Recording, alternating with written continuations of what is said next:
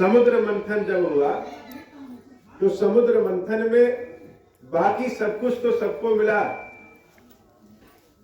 लेकिन मंथन के स्वरूप जो अमृत निकला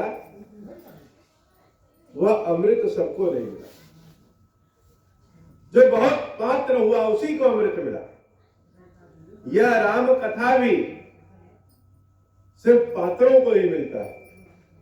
अगर आप सब यहां पे राम कथा बैठ के सुन रहे हैं तो यह जान लीजिए कि लाखों लोगों में से आप अकेले ऐसे हैं जिसके ऊपर प्रभु ने कृपा किया, तभी यह दुर्लभ है। यह सहज तो बहुत है, लेकिन इच्छा ही नहीं करेगा कि हम भगवान की शरण में जाएं, हम राम कथा सुने। राम कथा सुनने की इच्छा तभी जागृत होगी जब आपके कुछ पुण्य प्रताप हो, बड़ों का आशीर्वाद हो, देवताओं की कृपा हो, तब जाकर के इच्छा होगी कि चलो राम कथा सुनो।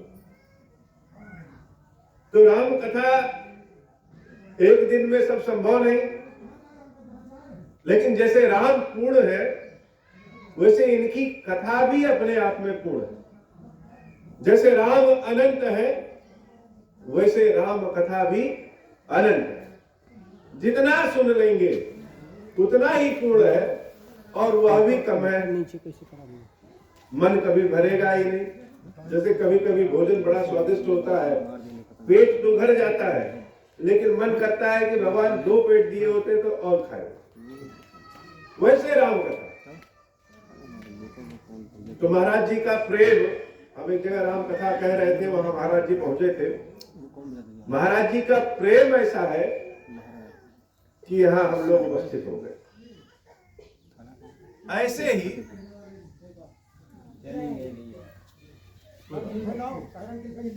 ही एक बार की बात है, आज से ही जैसे खिचड़ी के दिन माघ महीने की शुरुआत होती है, तो माघ महीने की शुरुआत हुई और प्रयागराज में त्रिवेणी स्नान में बड़े बड़े ऋषि महर्षि सब जुटते थे। क्यों जुटते थे? इसलिए जुटते थे कि उस दिन सारे तीर्थ प्रयागराज में रहते हैं, तो ऋषि मुनि इसलिए भी जुटते थे। और जब ऋषि मुनि जुटते थे तो बहुत बड़ी जनता जुटती थी, क्योंकि जो कहीं ना मिले वह प्रयागराज में मिल जाता है।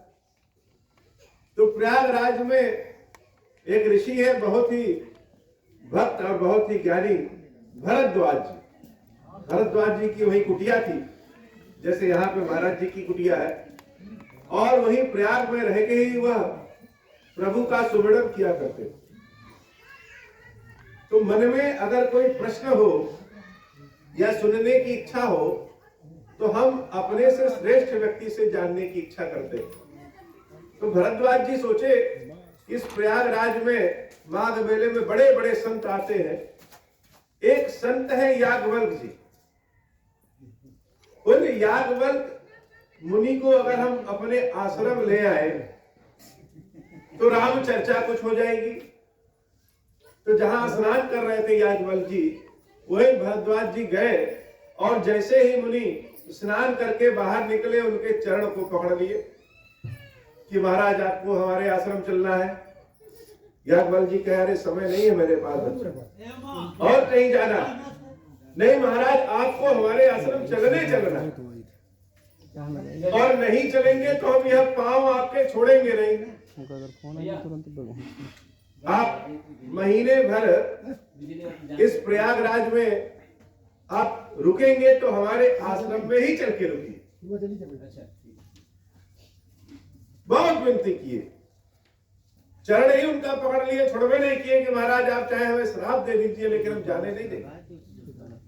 तो ले गए उनको अपने आश्रम, और जब अपने आश्रम ले गए तो वहां उनकी खूब सेवा भगत किए, बहुत सेवा किए। सेवा करने के बाद धीरे से अपने हृदय की बात कहे कि महाराज एक प्रश्न है हमारे मन में। तो प्रश्न है तो प्रश्न कैसा होगा? जैसा व्यक्ति का स्वभाव होता है, उसका प्रश्न भी उसी के हिसाब से होता है। जैसे पढ़ने लिखने वाले बच्चे जो प्रश्न पूछेंगे वह फिजिक्स केमिस्ट्री का पूछेंगे, क्रिकेट प्रेमी जो प्रश्न पूछेंगे वो क्रिकेट के बारे में प्रश्न करेंगे, संत महात्मा भक्त जो प्रश्न करेंगे वो भगवान के बारे में प्रश्न करेंगे। तो महाराज एक प्रश्न है, और प्रश्न क्या है? शंका है। और आप जैसा ज्ञानी इस समय संसार में हमको कोई दिख नहीं रहा, इसलिए मेरे इस प्रश्न का, मेरे इस शंका का निर्मूलन आप ही कर सकते हैं। याज्ञवल्क्य जी कहे बताओ शंका क्या है? भरद्वाज जी कह रहे हैं बताने में संकोच हो रहा है। शंका तो है लेकिन बताने में संकोच होता है।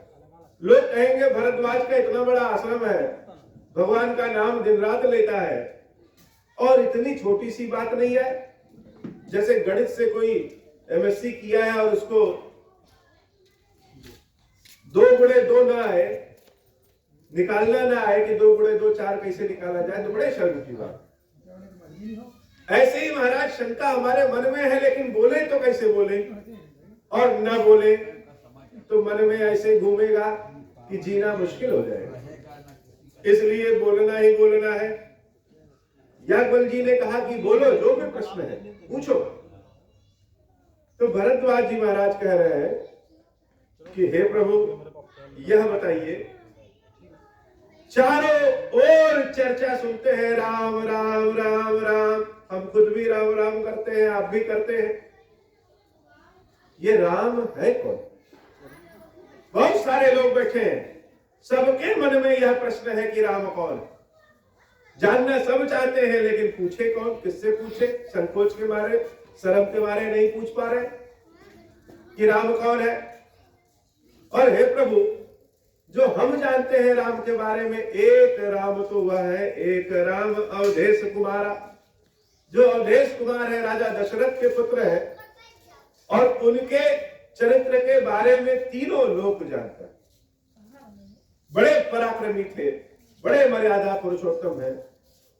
तेने कर चरित्र विदित संसारा, नारी विरह दुख लहु अपारा। लेकिन स्त्री के वियोग में बहुत दुख थे, और इतना क्रोध आया उनको कि जो सबसे शक्तिशाली रावण है उसको भी मार दिया। तो एक राम तो वो राम है, और दूसरे राम सीताराम बाबा जी। बैठिए महाराज जी, सीताराम बैठिए, बैठा दो उधर पकड़ा बैठा। देखिए इनके ऊपर भी भगवान की कृपा है, तभी ये आ पाए, और सहारा भगवान ने इनको दे दिया है। यही राम की कृपा है। आप इधर बैठा बच्चा, भैया उधर बिठा दो, इधर बैठा, इधर आसन बैठा। तो राम है कौन? जिसका नाम शंकर जी दिन रात जपते हैं वह राम, और जो दशरथ के पुत्र वह राम। दोनों राम अलग अलग हैं कि एक है? यह शंका बताइए। हम सबके मन में कभी कभी मोह हो जाता है कि जो रामचंद्र जी दशरथ के पुत्र हैं वह भगवान है कि नहीं है। तो जब ऐसा प्रश्न सुना तो बोल कोई नहीं रहा है, लेकिन सबके हृदय में यही प्रश्न था कि कुछ बताएं कि राम कौन है। प्रभु सोई राम की अपर पूजा ही जपत त्रिपुरारी। जिसको शंकर जी बसते हैं वह राम कोई और है, और दशरथ जी के पुत्र कोई राम और है। सत्य धाम सर्वगतो। हे महर्षि, आप जो कहेंगे सत्य कहेंगे, क्योंकि सर्वगतो सब कुछ जानते हैं। इसलिए तुम कहो विवेक विचार, अपने विवेक के अनुसार, अपने विचार के अनुसार ऐसे कहिए कि हमको समझ में आ जाए। आप इतने बड़े ज्ञानी हैं, लेकिन हो सकता है कि आपकी कठिन भाषा हम न समझ पाए। उस प्रकार से कहिए जैसे मिटे मोर ब्रह्मभारी, कहाऊं सो कथा नाथ विस्तारी। उस कथा का विस्तार करके कहिए कि हमको समझ में आ जाए। वैसे भी आप 1 महीने तक यहाँ रहेंगे, स्नान करेंगे, हमारी कुटिया में रहिए, और हमको बारे में बताइए कि राम कौन है। जाग बलिक बोले मुस्काई। याज्ञवल्क्य जी मुस्कुरा के बोल रहे हैं और भरद्वाज जी से कह रहे हे भरद्वाज, तुम ही विदित रघुपति प्रभुताई, तुम हमसे प्रश्न भले पूछ रहे हो, लेकिन राम जी के बारे में तुम सब कुछ जानते हो। जो जानेगा ही नहीं वह प्रश्न कैसे पूछेगा। लेकिन जैसे हम लोग कोई अभी बढ़िया गाना गाने वाला है तो हम लोग उसको छेड़ दे कि बढ़िया गाना सुनाए तो सुनाएगा। ऐसे ही जितने संत लोग होते हैं उनको प्रणाम करें, उनके सामने विनय करें, तो वह जो भी बात बोलेंगे वह ठीक खजाना समझिए उसको। अगर वह कह रहे हैं जो वह सत्य धाम है, सर्वज्ञ है, वह राम के बारे में बताएंगे तो वही सत्य होगा। तो बताइए, याज्ञवल्क्य जी बड़े प्रसन्न हुए और कहे हे भरद्वाज, तुम्हारी चतुराई से हम बहुत प्रसन्न हुए, तुम्हारे पूछने के तरीके से। राम के बारे में बताना और राम के बारे में सुनना दोनों बड़ा अच्छा है। तो राम के बारे में हम बताएंगे, चाहौ सुने राम गुण गूढ़ा, वह गूढ़ बातें भी तुम सुनना चाहते हो जो राम जी का है, इसलिए कि इन्हें प्रश्न मनहु अति मूढ़ा, ऐसे पूछ रहे हो जैसे तुमको कुछ पता ही नहीं। जब पात्र आपका खाली होगा तभी उसमें कुछ ले सकते। किसी के घर कटोरा लेके हम जा रहे हैं, झोला लेके जा रहे हैं और झोले में पहले ही सब कुछ भरा है तो और कितना आएगा। तो जब किसी के समक्ष कुछ जानने के लिए बैठिए तो पहले अपने हृदय दिमाग के पात्र को खाली करें। तो इसलिए ऐसे पूछ रहे हो जैसे तुमको पता ही नहीं। इस संसार में 4 तरह के भक्त होते हैं। भगवान के जो भक्त होंगे वह 4 तरह के होंगे और चारों भक्त भगवान को बहुत प्रिय। ऐसा नहीं है कि एक प्रिय है दूसरा नहीं प्रिय, चारों भक्त भगवान को बहुत प्रिय। पहला भक्त जो संकट पड़ने पे भगवान की भक्ति करे। बहुत घोर संकट आ गया, हनुमान चालीसा शुरू कर देते हैं, भूत पिशाच निकट नहीं आवे, महावीर जब नाम सुनावे। जब संकट पड़ा, परेशानी पड़ी, तो भगवान के नाम का सुमरण किया, भगवान को याद किया। इनको कहते हैं आर्द्र भक्त, जो परेशानी में भगवान को याद करते। पहले भक्त। दूसरे तरह के भक्त जो किसी कामना में भगवान को याद करते कि हे भगवान हमारी गरीबी दूर करो, हमारे उद्योग व्यवसाय को चलाओ, हमारी खेती को बढ़ाओ, पुत्र नहीं है पुत्र दो, कष्ट बहुत है कष्ट हरो। जो किसी कामना की पूर्ति के लिए भगवान की सेवा भक्ति करे वह दूसरे तरह के भक्त। तीसरे तरह के भक्त जो जिज्ञासु भक्त है, जैसे भरद्वाज जी है, वह राम के बारे में जानना चाहते हैं, थोड़ा बहुत जानते हैं और ज्यादा जानना चाहते हैं। ऐसे भक्त जिज्ञासु भक्त। और चौथे तरह के भक्त ज्ञानी भक्त, जैसे याज्ञवल्क्य जी, वह राम के बारे में जानते हैं और बता रहे हैं। एक ही व्यक्ति चारों तरह के भक्तियों से होकर के गुजर सकता है। हम भगवान की भक्ति कैसे करते हैं? भगवान कभी कभी ऐसी कृपा करते हैं कि कष्ट जीवन में आ जाता है, और जब कष्ट जीवन में आ जाता है तो हम जब देखते हैं कहीं से कोई सहारा नहीं मिल रहा है तो जहां रहते हैं वहीं हाथ जोड़ लेते हैं कि हे प्रभु, तुम्हारे अलावा संसार में कोई हमारे पास बचा नहीं, इसलिए हमारी रक्षा करो प्रभु, रक्षा करो हमारी। आदर भाव से बुलाते हैं और भगवान जब रक्षा कर देते हैं तब और समझ में आ जाता है कि जो हम दुनिया के चारों ओर घूम रहे हैं, यही पहले भगवान की शरण में गए होते तो यह कष्ट नहीं आता। तो आंख वहीं से खुल जाती है कि भगवान की शरण में गए और कहीं क्यों जाए, भगवान की ही शरण में रहे, यहीं से हमारी सभी कामनाएं पूर्ण होंगी। तो वही संकट वाला भक्त अब कामना वाला भक्त बने कि बाबा यह सब आपे संभालो, हमारे बस की बात है नहीं। और वही भक्त जब कामना वाला भक्त है तो वही जिज्ञासु बन जाता है, सोचता और जाने थोड़ा, और जानते जानते वह कब खुद ज्ञानी बन जाता है पता ही नहीं चलता। तो याज्ञवल्क्य जी कहे हे महाराज भरद्वाज, ऐसा मत सोचिए कि ऐसा प्रश्न आपके दिमाग में आया है पहली बार, और अपने आप को छोटा न समझिए। स्वयं जगदम्बा है जो माता सती, शिव की शक्ति, उनके भी मन में आया। पार्वती रूप में उन्होंने शंकर जी से प्रश्न पूछा था और शंकर जी ने राम कथा के बारे में जो जवाब दिया था, उन दोनों का उत्तर प्रत्युत्तर, उन दोनों का संवाद ही मैं आपको यहां राम कथा के स्वरूप में बताऊं। इसलिए मन लगा के सुनिए। सुनने वाला कहने वाला से सदैव ज्ञानी होता। सुनने वाला अगर न सुने तो कहने वाला किसको सुनाए। और सुनने वाले के अंदर इतनी शक्ति होती है, प्रश्न पूछने वाले के अंदर इतनी शक्ति होती है कि जवाब देने वाले के मन के भाव को बदल सके। जैसे कोई प्रश्न पूछते हमसे कि महाराज जब आप रास्ते में आ रहे थे, जितनी सारी रास्ते में गंदगी और नाली पड़ी थी, उनके बारे में आपको क्या कहना, तो मेरे मन में वही गंदगी घुस जाएगी, मन में वही भाव आ जाएगा। और कोई कहे महाराज बहुत ढेर सारा गुलाब और चंपा और चमेली के फूल रखे हैं, इनको महादेव जी को समर्पित करना है, तो मेरे मन में कौन सा भाव आया? महादेव जी का पुष्प का भाव आया। तो प्रश्न पूछने वाले में इतनी शक्ति होती है कि वह सुनने वाले, उत्तर देने वाले के भाव को बदल दे। तो हे भरद्वाज, तुमने जो मेरे भाव में ही राम का स्वागत करा दिया, इसलिए प्रश्न तुम्हारा बहुत अच्छा है। लेकिन फिर भी हम कहेंगे तात सुनहु सादर मन लाई। सब कुछ जानने के बाद भी, सुनने की इच्छा रखने के बाद भी मन को लगाना पड़ता है। क्यों? क्योंकि भगवान ने जो आंख बनाई है वो किस लिए बनाई है? वह बाहर की चीजों को देखने के लिए बनाई है।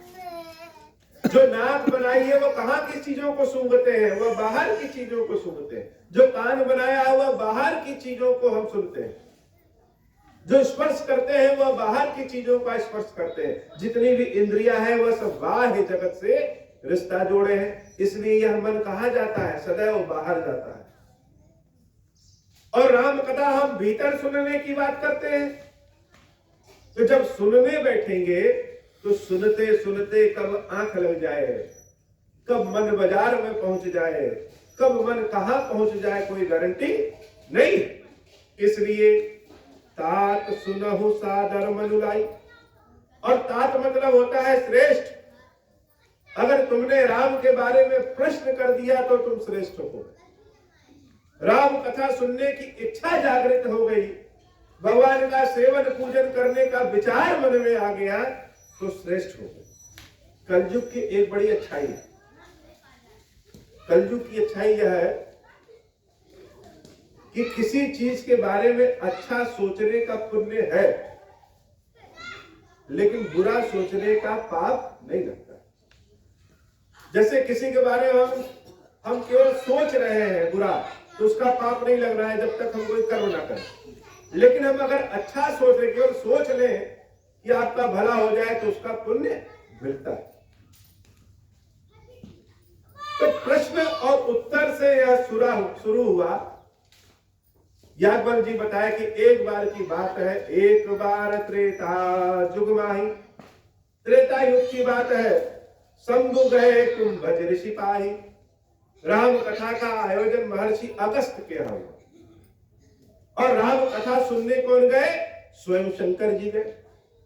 शंकर जी जिन्होंने राम नाम प्रकट किया है, शंकर जी जो राम कथा कहते हैं वह कथा सुनने जाते हैं। शंकर जैसा प्रेमी राम का कोई नहीं। राम अगर मुख से निकाले तो राम वहीं प्रकट हो जाए। लेकिन शिव जी राम कथा सुनने जा रहे हैं। सब कुछ जानने के बाद सुनना बड़ा कठिन है, वह शिव जी ही करते। तो शंकर जी महर्षि अगस्त के यहाँ राम कथा का जब आयोजन हुआ तो वहां गए सुनने। गए किसके साथ? अकेले जा नहीं सकते। अकेले जाएंगे तो मन हमेशा घर में लगा रहेगा। तो अपनी पत्नी भवानी सती को भी लेके गए। नंदी बैल पे दोनों बैठ लिए कि करना क्या है, चलो राम कथा वही आयोजन है, 1 महीने या जितना भी समय लगे वही भोजन पानी भी मिलेगा और कथा भी सुन लेंगे, घर में बनाने को भी छुट्टी मिलेगा, पिकनिक भी हो जाएगा आपका। तो नंदी महाराज पे बैठे और अगस्त ऋषि के यहाँ गए। तो शंकर जी का भाव भगवान बन करके नहीं गए, शंकर जी वहां राम कथा के श्रोता बन करके। लेकिन सती मैया कैसे गई? जब अपने किसी बहुत पति के साथ जब पत्नी बैठती है तो उतने देर तक अपने को मालकिन समझती है। अब शंकर जी जगदीश्वर, तो सती जब नंदी पे बैठी तो भाव में ऐसे बैठी कि इस जगत की जब हमारे पति ही मालिक है तो हम तो उनकी अर्धांगिनी है, उस भाव में बैठी। लेकिन शंकर जी किस भाव में गए? वह तो राम कथा के श्रोता बन करके गए थे, वो राम कथा मिलेगी।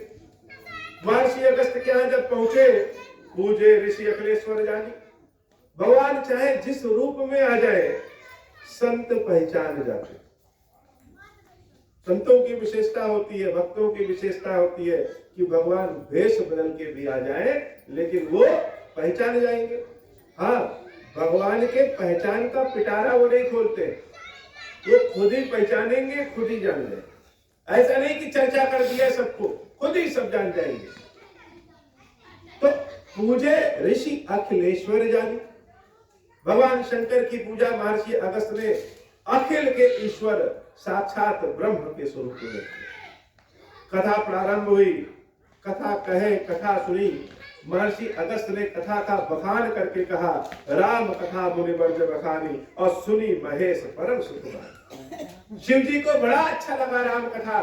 राम कथा शुरू हुई और जब राम कथा पूर्ण हो गई तो दोनों लोग, भवानी सती और भगवान शंकर, दोनों नंदी पे फिर बैठे और कैलाश की ओर चल दिए। अब जो चीज सुनकर के आए हैं उसकी चर्चा होगी।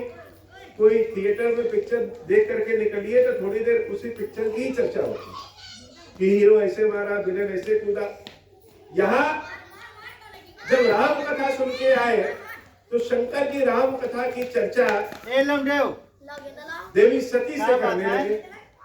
अभी कर ही रहे हैं, लेकिन देवी सती का भाव क्या है? देवी सती का भाव तो यह है कि हमारे पति तो स्वयं अखिलेश्वर हैं और हम उनकी अर्धांगिनी, यह भाव है। शंकर जी कथा सुना रहे हैं और उनके मन में यह भाव बना है कि हम तो संसार के मालकिन हैं, कि इनके साथ है। तब तक शिव जी के मन में इच्छा जागृत है कि जिस राम कथा की चर्चा कर रहे हैं, राम के कहीं दर्शन हो जाते तो बड़ा अच्छा। मिठाई की बात करिए कि गरम गरम जलेबी छन रही है, आया तो मन में हो जाएगा कि चलो खा ही लेते।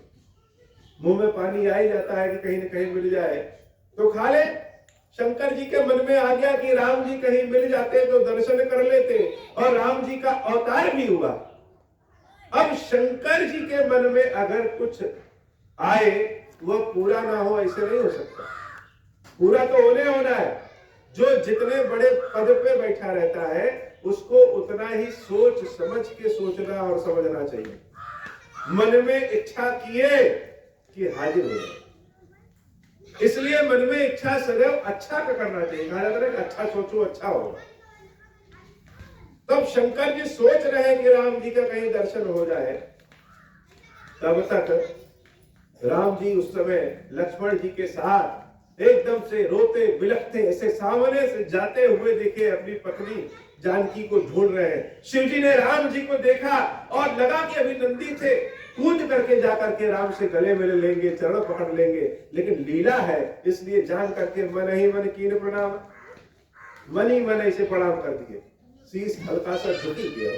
किसी से प्रेम है कितना भी छिपाएंगे, चेहरे की रंग ही बदल देता है। अपना प्रिय कोई सामने दिख जाए तो चेहरे पे मुस्कुराहट अपने आप आ जाती। अब पीछे से भवानी देख रही कि यह किसी को प्रणाम किए हैं, यह किसको प्रणाम किए? जो स्वयं ईश्वर है, भला शंकर जी किसको प्रणाम कर दिए और हमसे बताए भी नहीं? यह भी बात है, या तो हमसे बता दिए होते, लेकिन भवानी तो इस समय दूसरे मुद्रा में है। शिव जी बार बार राम कथा के बारे में बता रहे हैं लेकिन नहीं समझ में आया। तो बहुत अच्छी चीज बार बार समझाने पे भी समझ में नहीं आता और खुराफात चीज तुरंत दिख जाता। तो भवानी सोच रही इन्होंने किसको प्रणाम किया, यह है कौन? अति विचित्र रघुपति चरित जान ही परम सुजान, जे मति बंद विमोह बस हृदय धरहि कछुआन। जिस पर भगवान कृपा करते हैं राम जी की लीला वही जान पड़ता है। प्रणाम किया और आगे बढ़ गए। सती मैया भगवान शंकर की दशा देखी, यह शिव जी तो एकदम धीर गंभीर हो गए, आंख से जैसे लग रहा पानी गिर रहा है, रोना शुरू कर दिए, मुस्कुरा भी रहे। कौन था जिसको प्रणाम किया? है कौन? शंकर जगबंद जगदीशा, सुर नर मुनि सब नावत सीसा। सारे सुर नर मुनि सब इनको प्रणाम करते हैं। और यह किसको प्रणाम कर दिए? यह है कौन? भगवान विष्णु है क्या? भगवान विष्णु भी इन्हीं के बराबर है, दोनों एक समान, लेकिन उन्हें प्रणाम क्यों किया? कौन है? मन में सोच रहे हैं कि कौन है। तब प्रश्न पूछ ही दिया कि हे प्रभु यह कौन है जिसको आपने प्रणाम किया? शिव जी कह रहे हैं वह हमारे आराध्य राम है। देवी मानने को तैयार नहीं है कि वह राम कैसे हो सकते हैं। अगर परम ब्रह्म है तो वह राजा के पुत्र कैसे? भगवान है ऐसे नारी के विरह में ढूंढ रहे हैं, उनको ढूंढना क्या? आंख बंद करें समझ आ जाए। वह ऐसी लीला क्यों कर रहे हैं? वह ईश्वर तो हो नहीं सकते। है कौन बताइए, आप हमसे छिपा रहे हैं। शंकर जी बार बार बता रहे हैं कि हे देवी वह राम है। राम पे शंका नहीं करना चाहिए, लेकिन देवी मानने के लिए तैयार नहीं है। तो क्या करें? अगर हम किसी चीज पे शंका करते हैं तो उसका परीक्षण शुरू हो जाता है। जैसे अपने हाथ में आप कुछ चावल के दाने लीजिए तो उसको सूंघ के देखेंगे कि बासमती है, काला नमक है कि साधारण। अगर शंका है और अगर आप जान रहे हैं या काला नमक चावल ही है, बासमती है, तो उसको उठा करके देखने की भी जरूरत नहीं। लेकिन मन में शंका है तो आप उठा करके छुएंगे। और शंका के बाद परीक्षण है, और परीक्षण के बाद क्या होगा? रिजल्ट है, परिणाम है। वह बासमती हो भी सकता है और नहीं भी हो सकता है। तो शंका राम पे है कि वह राम परम ब्रह्म है कि नहीं है।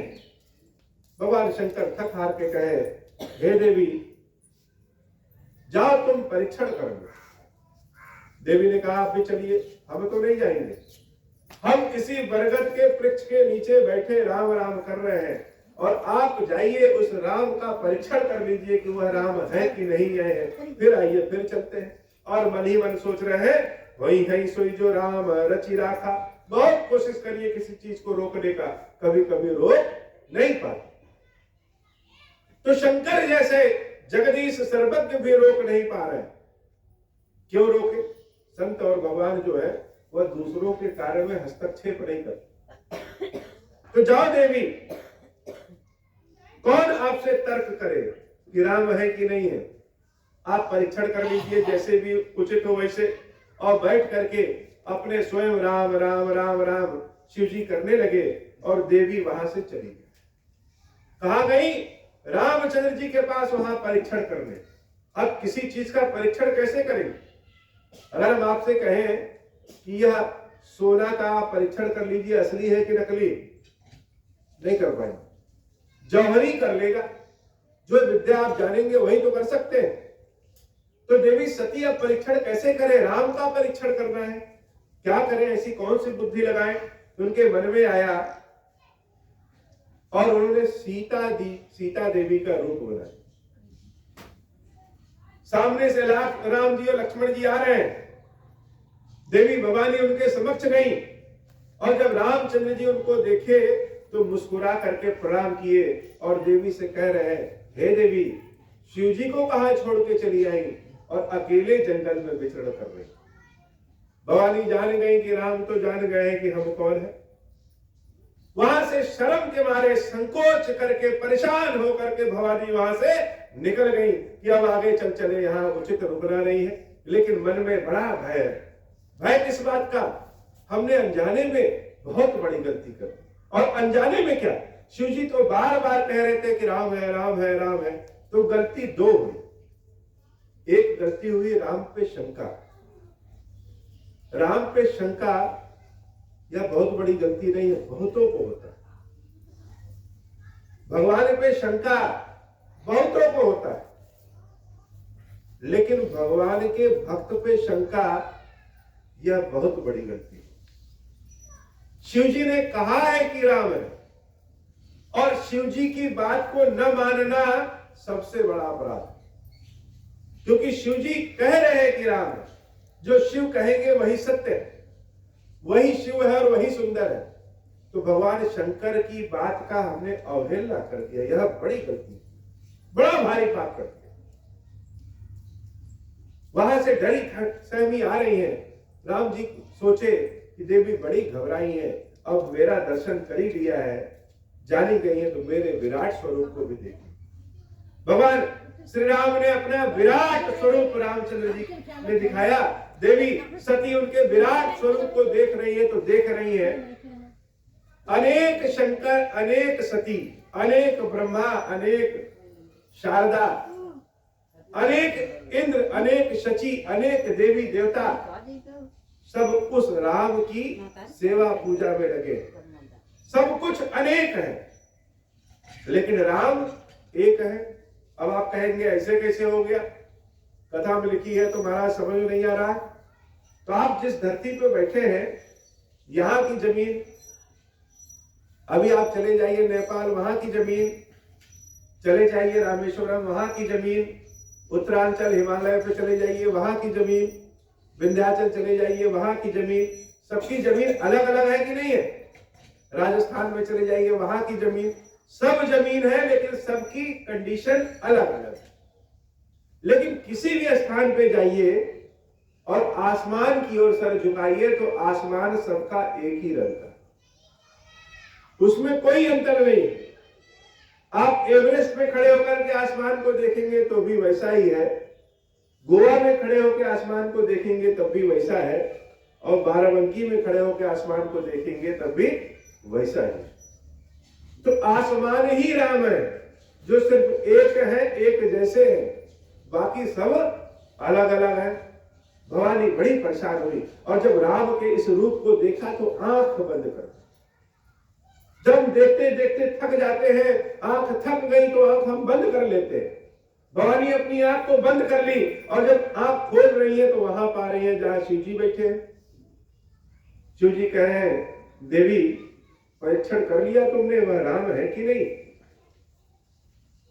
तो हम जब गलती करते हैं, उस गलती को छुपाने में दूसरी गलती, उसको छुपाने में तीसरी गलती, अगर हम कहीं फिसलेंगे, स्लिप करेंगे तो संभलने में और दूर तक चले जाएंगे। तो भगवान शंकर की बात का हमने अवहेलना किया, राम पे शंका किया, इसका परिणाम हुआ कि देवी भवानी की बुद्धि में भ्रम पैदा हो गया, तो उन्होंने संकोच कर लिया। शिव जी ने पूछा कि देवी आपने परीक्षण किया। देवी कह रहे नहीं भगवान, परीक्षण क्या करना है, जब आपने कह दिया कि राम है तो राम है। हम गए और उनको प्रणाम करके चले गए, कुछ भी हमने परीक्षण नहीं किया। शिव जी जान गए कि यह तो झूठ बोल रही, और जिस स्वरूप में गई थी उस स्वरूप से अब इनको पत्नी स्वरूप में स्वीकार करना मेरे लिए अधर्म है। तो मन ही में उन्होंने सोच लिया कि आज से सती का त्याग, पत्नी स्वरूप में सती का त्याग। शिव जी ने सती का त्याग नहीं किया, शिव जी ने पत्नी स्वरूप सती का त्याग किया। जब ऐसा मन में उन्होंने सोचा, सोचते ही आकाशवाणी हो गई कि हे शिव, धन्य है आप जिसने राम भक्ति में सती जैसी स्त्री का त्याग कर दिया। सती कहीं मेरा त्याग, आकाशवाणी तो उनको भी सुनाई दी। भगवान से पूछ रहे हैं शिव जी से क्या हुआ, शिव जी बात काट रहे हैं। शिव जी के पीछे सती अम्बा बैठी हैं, दोनों नंदी पे बैठ के कैलाश जा रहे हैं, लेकिन सती मैया मुंह लटकाए और शिव जी विचार में बहुत कोशिश कर रहे हैं कि सती के दिमाग को कहीं इधर उधर घुमाए, नाना प्रकार के वेद पुराणों की कथा सुनाए, हरि कथा सुनाए, लेकिन मन में अगर कष्ट है तो कहां कुछ समझ में आ रहा है। कैलाश पहुंचे, न देवी बोल रही है, न भगवान शंकर कुछ बोल रहे हैं। और शिव जी कैलाश पहुंचते ही अपने प्राकृतिक स्वरूप शिव जी का क्या है, ध्यान लगा लेंगे। राम जी में उन्होंने ध्यान लगा लिया और देवी सती अकेले हो गई। युगों बीत गया, शिव जी का ध्यान ही नहीं टूट रहा। अब आप कहेंगे युगों कैसे बीत गया? सबके लिए समय अलग अलग होता। हमारी आपकी उम्र बहुत होगी तो 100 साल होगी, लेकिन जिस पहाड़ की हम जाते हैं पहाड़ पे घूमने, वो करोड़ों साल से, जिस धरती पे हम लोग रहते हैं वहां बाप दादा बहुत साल से रह रहे हैं। हमारे समक्ष अगर कोई एक चींटी पैदा होती है तो हमारे पूरे जीवन भर में कम से कम उस चींटी की हजारों प्रजातियां पैदा होती और मर जाती। वैसे ही शिव जी तो समक्ष हैं, और जब वह ध्यान में हजारों वर्ष बैठे रह गए, देवी सती अकेले पड़ गई कि क्या हुआ, भगवान शंकर ने हमको छोड़ दिया। और मन में सोच रही है कि शिव जी ने अगर छोड़ दिया तो इस शरीर का वो करेंगे भी क्या? जो शरीर शिव के काम न आए वह शरीर रखने का कोई औचित्य नहीं। लेकिन छोड़े तो कैसे छोड़े? मरना इतना आसान तो है नहीं। मरना इतना आसान हो तो आज चाय में चीनी कम पड़ी है, जाके आदमी मर जाए, यही बहाना ले। बहुत समय के बाद भगवान शंकर का ध्यान टूटा और उसी समय ऐसा देखा गया कि आसमान में बहुत सारे विमान उड़ रहे हैं, सब इधर से उधर जा रहे हैं।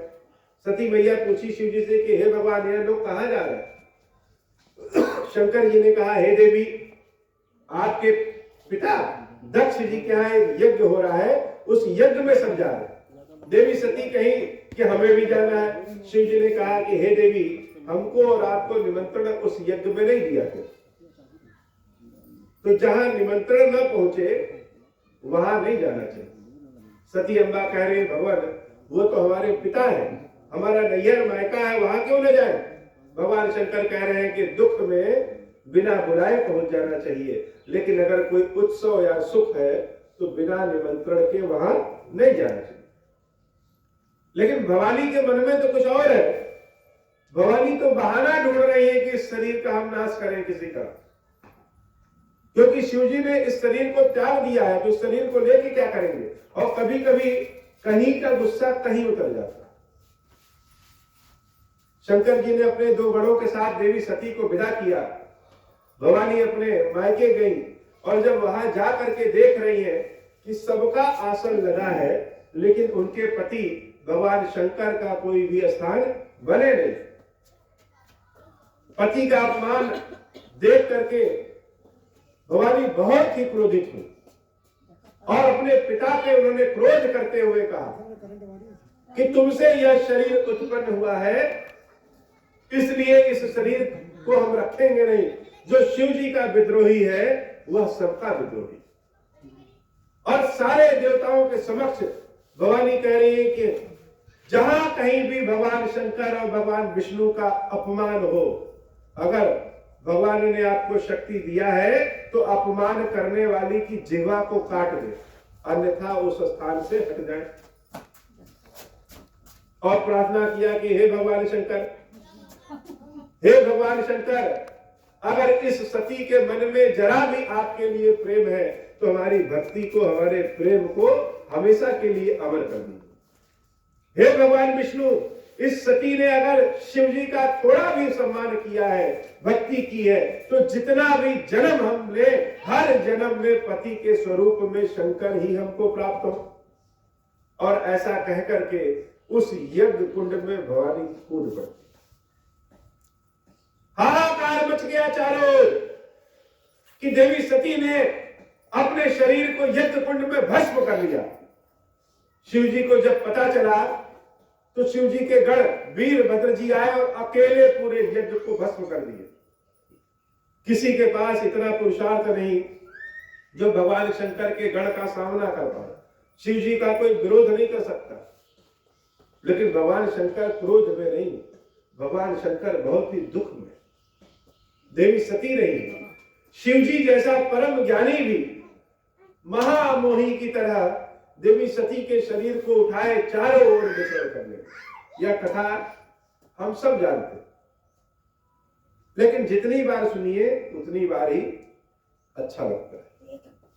समय बीता, शंकर जी देवी सती के अपने पास आने के प्रतीक्षा में बैठे। शिव जी जैसा प्रतीक्षा करने वाला संसार में कोई नहीं।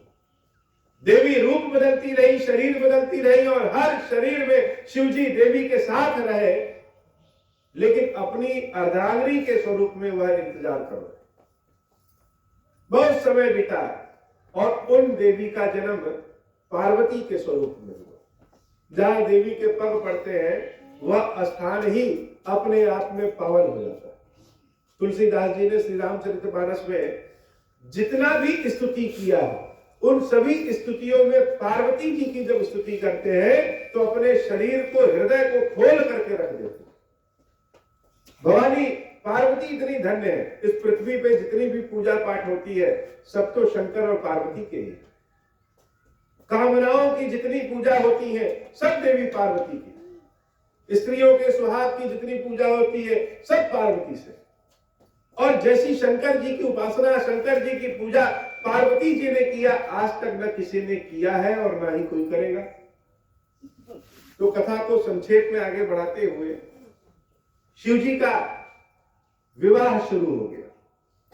और जब शिव जी का विवाह शुरू हुआ तो शिव जी नंदी महाराज पे उल्टा बैठ करके, उल्टा का मतलब जिस ओर नंदी जा रहे हैं उस ओर मुख नहीं है, उल्टा मुख। उल्टा मुख क्यों है कि शंकर जी जितने दिन वियोग में थे, जितने भी पढ़े लिखे ज्ञानी लोग थे, सब शंकर से दूर। शंकर जी के पास कौन थे? जिनके पास बुद्धि नहीं, जिनको भूत, बेताल, पिशाच, जानवर कहते हैं, वही लोग हैं। तो शंकर जी के बराती भी सबसे पहले वही हुए। जो दुख में साथी है वही सुख में साथी होगा। ऐसी बारात सजी न कोई किसी ने देखा था और न सुना था। उन सबको शंकर जी एकत्रित कर सकते थे, इसलिए उल्टा बैठे हैं कि अपने साथ के लोगों को देखते चले कि ऐसा ना हो शहर में वो लोग उत्पात मचाएं। बारात पहुंची हिमालय, और हिमालय जब बारात पहुंची, देवी मैना ने जब अपने दामाद शिव जी का स्वागत किया तो उनके रूप को देख करके मूर्छित हो गए। रूप कैसा? गले में नाग, कान में बिच्छुओं की कुंडल, भस्म शरीर में लपेटे हुए, डमरू बजाते हुए नंग धड़ंग भगवान ऐसे आ रहे हैं जिसको देख करके कोई डर जाए। देवी मैना सोच रही कि हमारी पुत्री पार्वती ने इतनी तपस्या किया क्या इसीलिए कि दामाद इनको ऐसा मिले? मैना देवी ने विवाह करने से मना कर दिया। शंकर जी शीश झुका करके आकर के बैठ गए। पार्वती मैया ने कहा कि हमको शंकर जी से मिलना है। शंकर जी से जब मिली तो उन्होंने महादेव जी से याचना किया कि हे प्रभु, आपका शरीर तो इतना सुंदर है, कर्पूर गौरव है, कपूर के समान सफेद है, और आपका रूप ऐसा है कि देखने वाला देखता रह जाए, लेकिन आज यह किस वेश में आए और ऐसा वेश बना करके क्यों आए? आप तो गुणी हैं, ज्ञानी हैं, जानते हैं समाज में उठना बैठना है, किस तरह का रूप रंग बनाना है। हमारा आपका विवाह है, इतने दिनों के बाद हमारा आपका विवाह होने जा रहा है, ऐसा रूप क्यों? शिव जी कुछ बोल नहीं रहे हैं और अपनी आंखों से केवल आंसू बहा है कि हे पार्वती, जिस दिन से आप हमारे जीवन से चली गई, हम आपको दिखाना चाहते हैं कि यह शंकर का रूप कैसा हो गया। तुम्हारी प्रतीक्षा में बैठे बैठे बैठे यह शंकर किस रूप का था और आज किस रूप में हो गया। पार्वती देवी को लग गया कि अकेले कष्ट हमने नहीं पाया है, हम तो जन्म बदलते रहे, लेकिन शिव जी उसी शरीर में बैठे बैठे कष्ट में। इंतजार करना आसान नहीं है, इंतजार करना बहुत कठिन। और जिस शरीर को पार्वती न देखे वैसा शंकर का सुंदर शरीर होकर के भी क्या करेगा? इसलिए शिव जी की पूजा कभी भी अकेले नहीं हो सकती। शिव जी की पूजा अकेले कुबेर करना चाह रहे थे, जो देवताओं के खजांची हैं, वो भगवान शंकर की पूजा बहुत की है। पिछले जन्म में एक बार है कि एक मंदिर में पहुंचे तो उनको बहुत ठंडी लगने लगी। अब ठंडी इतनी लगी तो क्या किए, अपना वस्त्र निकाल करके आग लगा दी। जब वस्त्र में आग लग गया तो देख रहे सामने शिवलिंग। शिव जी इतना प्रसन्न हुए कि इसने अपना सर्वस्व जला करके हमको प्रकाश दिया। तो शिव जी ने अगले जन्म में उनको सर्वस्व दे दिया कि चलो तुम ही आज से खजाना संभालोगे। अब वो कुबेर बन गए। शिव जी इतने अवगढ़दानी।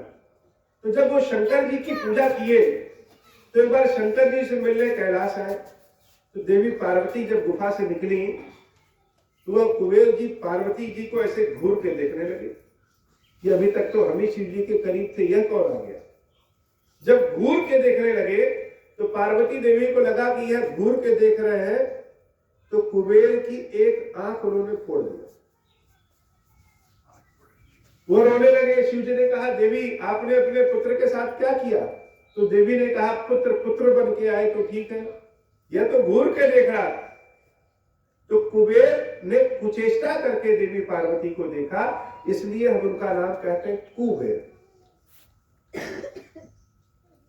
तो भगवान शंकर उस देवी की प्रतीक्षा में कि तुम्हारे बिना मेरी पूजा नहीं होती है, तुम्हारे बिना हम कहीं जा नहीं सकते, और ना हम किसी को अपने आंसू दिखा सकते हैं, ना हम अपनी किसी से वेदना बता सकते।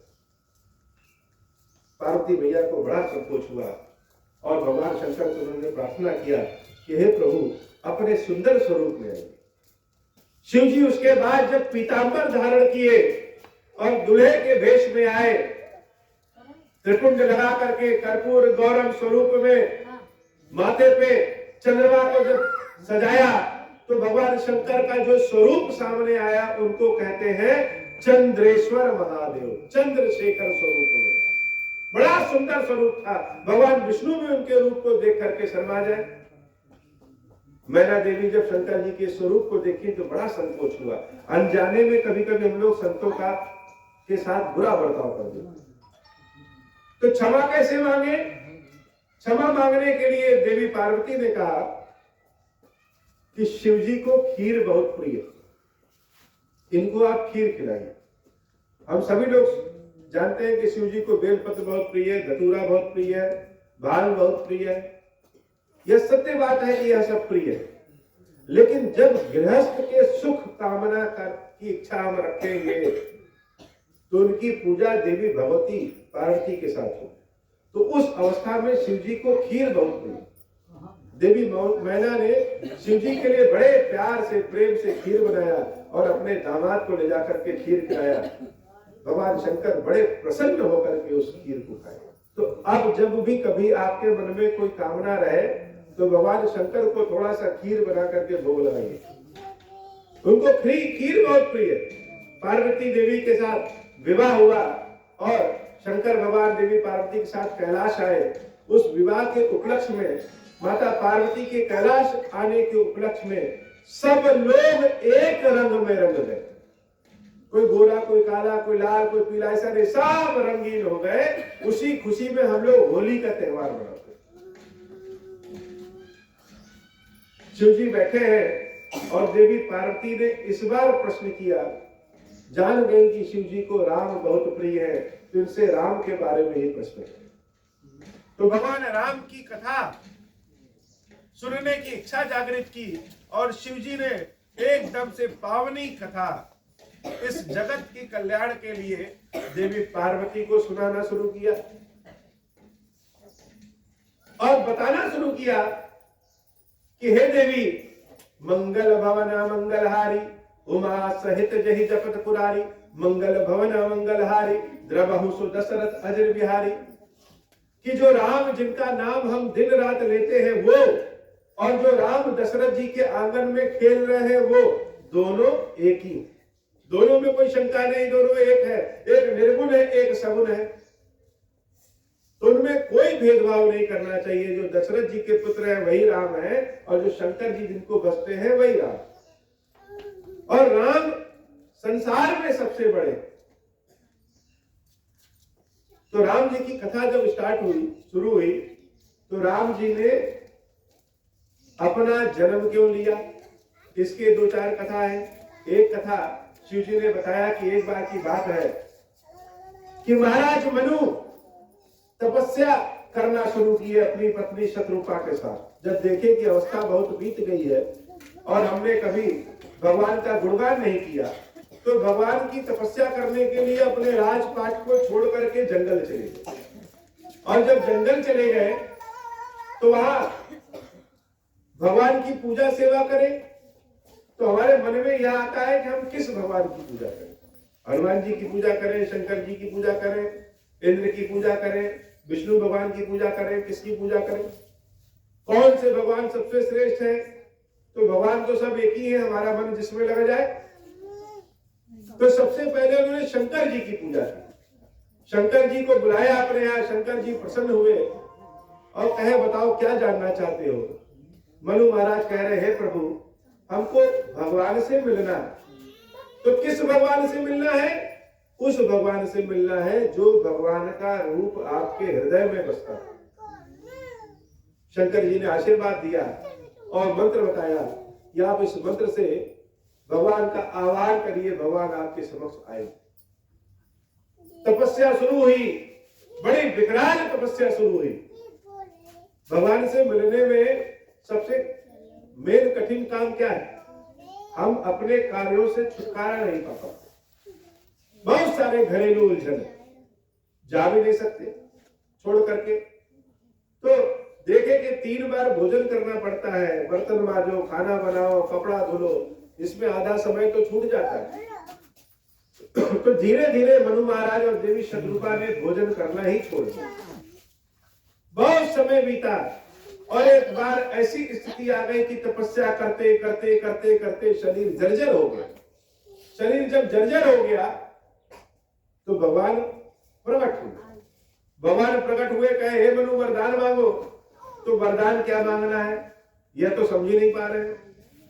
भगवान आपके समक्ष अगर अभी आ जाए और पूछे, कहे कि आप वरदान मांगिए तो क्या मांगो, कोई नहीं बता पाएगा कि क्या मांगो, क्योंकि जो चीज मांगेंगे वह लगेगा कि यह खत्म हो जाएगा। और भगवान से मांगे जो जैसा आया है उस लायक मांगे। भगवान से कहेंगे भगवान हमको करोड़ों रुपया दे दो, तो शरीर की अवस्था ही समाप्त हो जाएगी, रुपया लेके ऊपर जाएंगे नहीं। तो मांगे क्या? बहुत विचार किया तो महाराज मनु ने धीरे से कहा कि हे प्रभु आप अपने समान हमको पुत्र दीजिए। हम प्रार्थना आरती चाहे कुछ भी करें, कुछ भी मुंह से बोले, लेकिन भगवान सुनते हैं क्या? भगवान वह सुनते हैं जो हमारे हृदय की वाणी, जो हम मन में सोचेंगे, हृदय में रखेंगे, भगवान वही सुनेंगे। शब्द चाहे जो बोल ले। और भगवान अंतर्यामी है, जान रहे हैं कि यह मनु अपने समान पुत्र मांग रहा है, लेकिन इसकी इच्छा हम ही को मांगने की है। तो भगवान कहे हे मनु अब हम अपने समान तुमको कहां ढूंढे, जाओ हम ही तुम्हारे पुत्र बन करके आएंगे। महाराज मनु बड़े प्रसन्न हुए कि हम जो चाहते थे वही मिल गया। देवी शत्रुपा से प्रभु ने पूछा कि तुम्हें क्या चाहिए वरदान में। देवी शत्रुपा कह रही है कि हमारे पति बहुत चतुर इंसान और इन्होंने जो आपसे मांगा है वही हमको भी चाहिए। आप पुत्र होकर के आ रहे हैं तो मेरे गर्भ से होके। भगवान ने कहा ठीक है, जो तुम्हारी इच्छा है वह मिल जाएगा। देवी शत्रुपा ने एक विनती और किया कि हे प्रभु जब आप हमारे पुत्र बन करके आइए तो ऐसी कृपा करिए कि हम कभी भूले ना कि आप हमारे पुत्र भले हैं लेकिन आप ईश्वर। हम लोग गृह कार्य में, पुत्र आदि में भूल जाते, भगवान को ही भूल जाते। लेकिन देवी शत्रुपा ने भगवान से इच्छा जाहिर की कि हम कभी भूले ना। भगवान ने कहा ठीक है, आप कभी नहीं भूलेंगे। महाराज मनु कहे भगवान एक चीज हमको और चाहिए। जैसे देवी शत्रुपा ने 2 वरदान मांगा वैसे हमको भी 2 चाहिए। आप हमारे ऊपर ऐसी कृपा करिए कि हमें कभी यह याद ही न रहे कि आप भगवान। लोग चाहे कितना भी हमें कहें कि यह तो पुत्र मोह में एकदम ग्रसित हो गया है, लेकिन हम कभी भूले, कभी याद ही न करें कि आप भगवान हैं। सदैव आपको अपने पुत्र के रूप में ही जानते रहे, और जिस दिन आप हमारी आंखों के सामने से जाइए उसी दिन मेरी मृत्यु हो। तो देवी शत्रुपा ने मांगा कि हमें कभी भूले ना कि आप भगवान हैं, और महाराज मनु ने मांगा कि हमें कभी याद ही न रहे कि आप भगवान हैं। भगवान ने आशीर्वाद दिया, और बहुत समय बीतने के बाद वही महाराज मनु राजा दशरथ के रूप में और देवी शत्रुपा कौशल्या के रूप में अयोध्या में राज कर रहे। बहुत समय बीत गया। एक बार महाराज दशरथ को लगा कि हमारी अवस्था बीत गई है, बुढ़ापा आ रहा है, हमारे कोई पुत्र नहीं। अब पुत्र नहीं है तो यह कष्ट किसको कहे। यह कष्ट लेकर के वो अपने गुरु महाराज वशिष्ठ के यहाँ पहुंचते हैं। जब भी हमारे जीवन में कोई प्रश्न हो, कोई कष्ट हो, तो हम सब अपने अपने गुरु के पास पहुंचते हैं। गुरु ही है जो अंधकार से प्रकाश की ओर ले जाते हैं। इसलिए जीवन में किसी न किसी को गुरु जरूर बने। तो अपने गुरु के पास पहुंचे। निज दुख सुख सब गुरु ही सुनाया। अपने राज्य का दुख और सुख सब बताया। महाराज वशिष्ठ ने कहा कि हमारा सब कुछ तो बढ़िया है, लेकिन पुत्र नहीं, संतान न होने का कष्ट बहुत भारी कष्ट है, बहुत भारी कष्ट। और यह वही जान सकता है जिसको संतान नहीं। लोग न जाने कितनी मनोकामनाएं मानते हैं कि हमारे संतान हो जाए, लेकिन एक बात ध्यान रखिएगा, शिव जी की कृपा से अगर कभी संतान मिले, शिव जी की मनौती से अभी कभी संतान मिले, और उस संतान की माता, विशेषकर पिता भी, लेकिन माता का आचरण अगर अच्छा नहीं है, मन में शिव जी की भक्ति ठीक नहीं है, तो वह संतान आगे चल करके कष्ट दे। इसलिए अगर शंकर भगवान के आशीर्वाद से, शंकर भगवान की कृपा से संतान मिल रहा है, तो कुछ करिए या ना करिए, लेकिन हर सोमवार को जल जरूर शिव जी को चढ़ाए। पूरे जीवन पर्यंत की बात बता रहे। तो महाराज वशिष्ठ ने कहा कि हे महाराज, आप परेशान न होइए, आप एक पुत्र की इच्छा में हैं और आपके 4 पुत्र होंगे। अब गुरुजी ने कहा है कि 4 पुत्र होंगे, इसका मतलब होंगे। राजा दशरथ बड़े प्रसन्न होकर के अपने महल आए, अयोध्या आए, और कुछ समय बीता। वशिष्ठ जी फिर से अयोध्या आए और महाराज दशरथ से कह रहे हैं कि हे महाराज, एक यज्ञ कराना है जिसका नाम है पुत्र कामेष्ठी यज्ञ। पुत्र कामेष्ठी यज्ञ अर्थात पुत्र की इच्छा में किया गया यज्ञ। ऐसा यज्ञ न कोई आज तक देखा है, न सुना है, न जाना है कि यह कौन सा यज्ञ है। यज्ञ शुरू हुआ। यज्ञ की शुरुआत महर्षि श्रृंगी करवाते हैं, जो शंकर जी के बहुत बड़े भक्त हैं। यज्ञ शुरू हुआ, बहुत लोग उस यज्ञ को देखने के लिए आए हैं। स्वाहा स्वाहा स्वाहा करके यज्ञ की आहुति पड़ रही है। कुछ दिन बीते और यज्ञ धीरे धीरे बढ़ता ही गया। भीड़ भी बहुत ज्यादा होती गई। लोग सुनने देखने आने लगे कि कौन सा यज्ञ है, आज तक न देखा न सुना। सारे लोग तब तक एक चमत्कार देख रहे हैं कि स्वाहा स्वाहा करके भगति सहित मुनि आहुति दे रहे, मुनि आहुति दे रहे हैं। और उसी समय उस यज्ञ कुंड से एक बहुत ही दिव्य तेज प्रकाश धारण किए एक पुरुष उस यज्ञ कुंड से प्रकट होते हैं, और उनके साथ बहुत एक दिव्य और सुंदर स्त्री भी प्रकट होती है। उन पुरुष और उन स्त्री, उन देव और देवी का रूप ऐसा था कि जितने लोग थे सारे काम को छोड़ करके उन भगवान के ही दर्शन करने। यह कौन आ गया? यज्ञ कुंड से जो पैदा हो गया, प्रकट हो गया, और इतना तेज कि आंख नहीं टिक रही है। सारे लोग हाथ जोड़ करके खड़े हो गए। आप सभी लोग हाथ जोड़ लीजिए कि भगवान का जो स्वरूप यज्ञ कुंड में प्रकट हुआ है बड़ा दुर्लभ है। उनके हाथ में एक कलश है और वह भगवान कह रहे हैं, भगवती सहित मुनि आहुति दीन है प्रकटे अगर निचारु कर लीने, जाओ कछु जाओ वशिष्ठ कछु हृदय विचारा, सकल काजुगा सिद्ध तुम्हारा।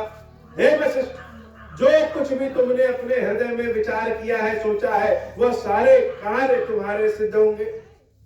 तो क्या विचार किया, क्या सोचा? यजमान है महाराज दशरथ और यज्ञ कराने वाले हैं श्रृंगी ऋषि। यज्ञ की देख रेख महर्षि वशिष्ठ कर रहे हैं। लेकिन भगवान जब प्रकट हुए तो कह रहे हैं कि हे वशिष्ठ, जो कुछ तुम्हारे हृदय में है सब सकल काज सिद्ध हुआ, सब सिद्ध हो। तो जो प्रकट हुआ है वह है कौन? जो यज्ञ कुंड से प्रकट हुए हैं वह है महादेव के स्वरूप क्षीरेश्वर महादेव। और उनके साथ जो देवी प्रकट हुई है वह देवी क्षीरेश्वरी देवी है। बोलिए क्षीरेश्वरी मैया जी की जय हो। बोलिए क्षीरेश्वर महादेव जी की जय हो।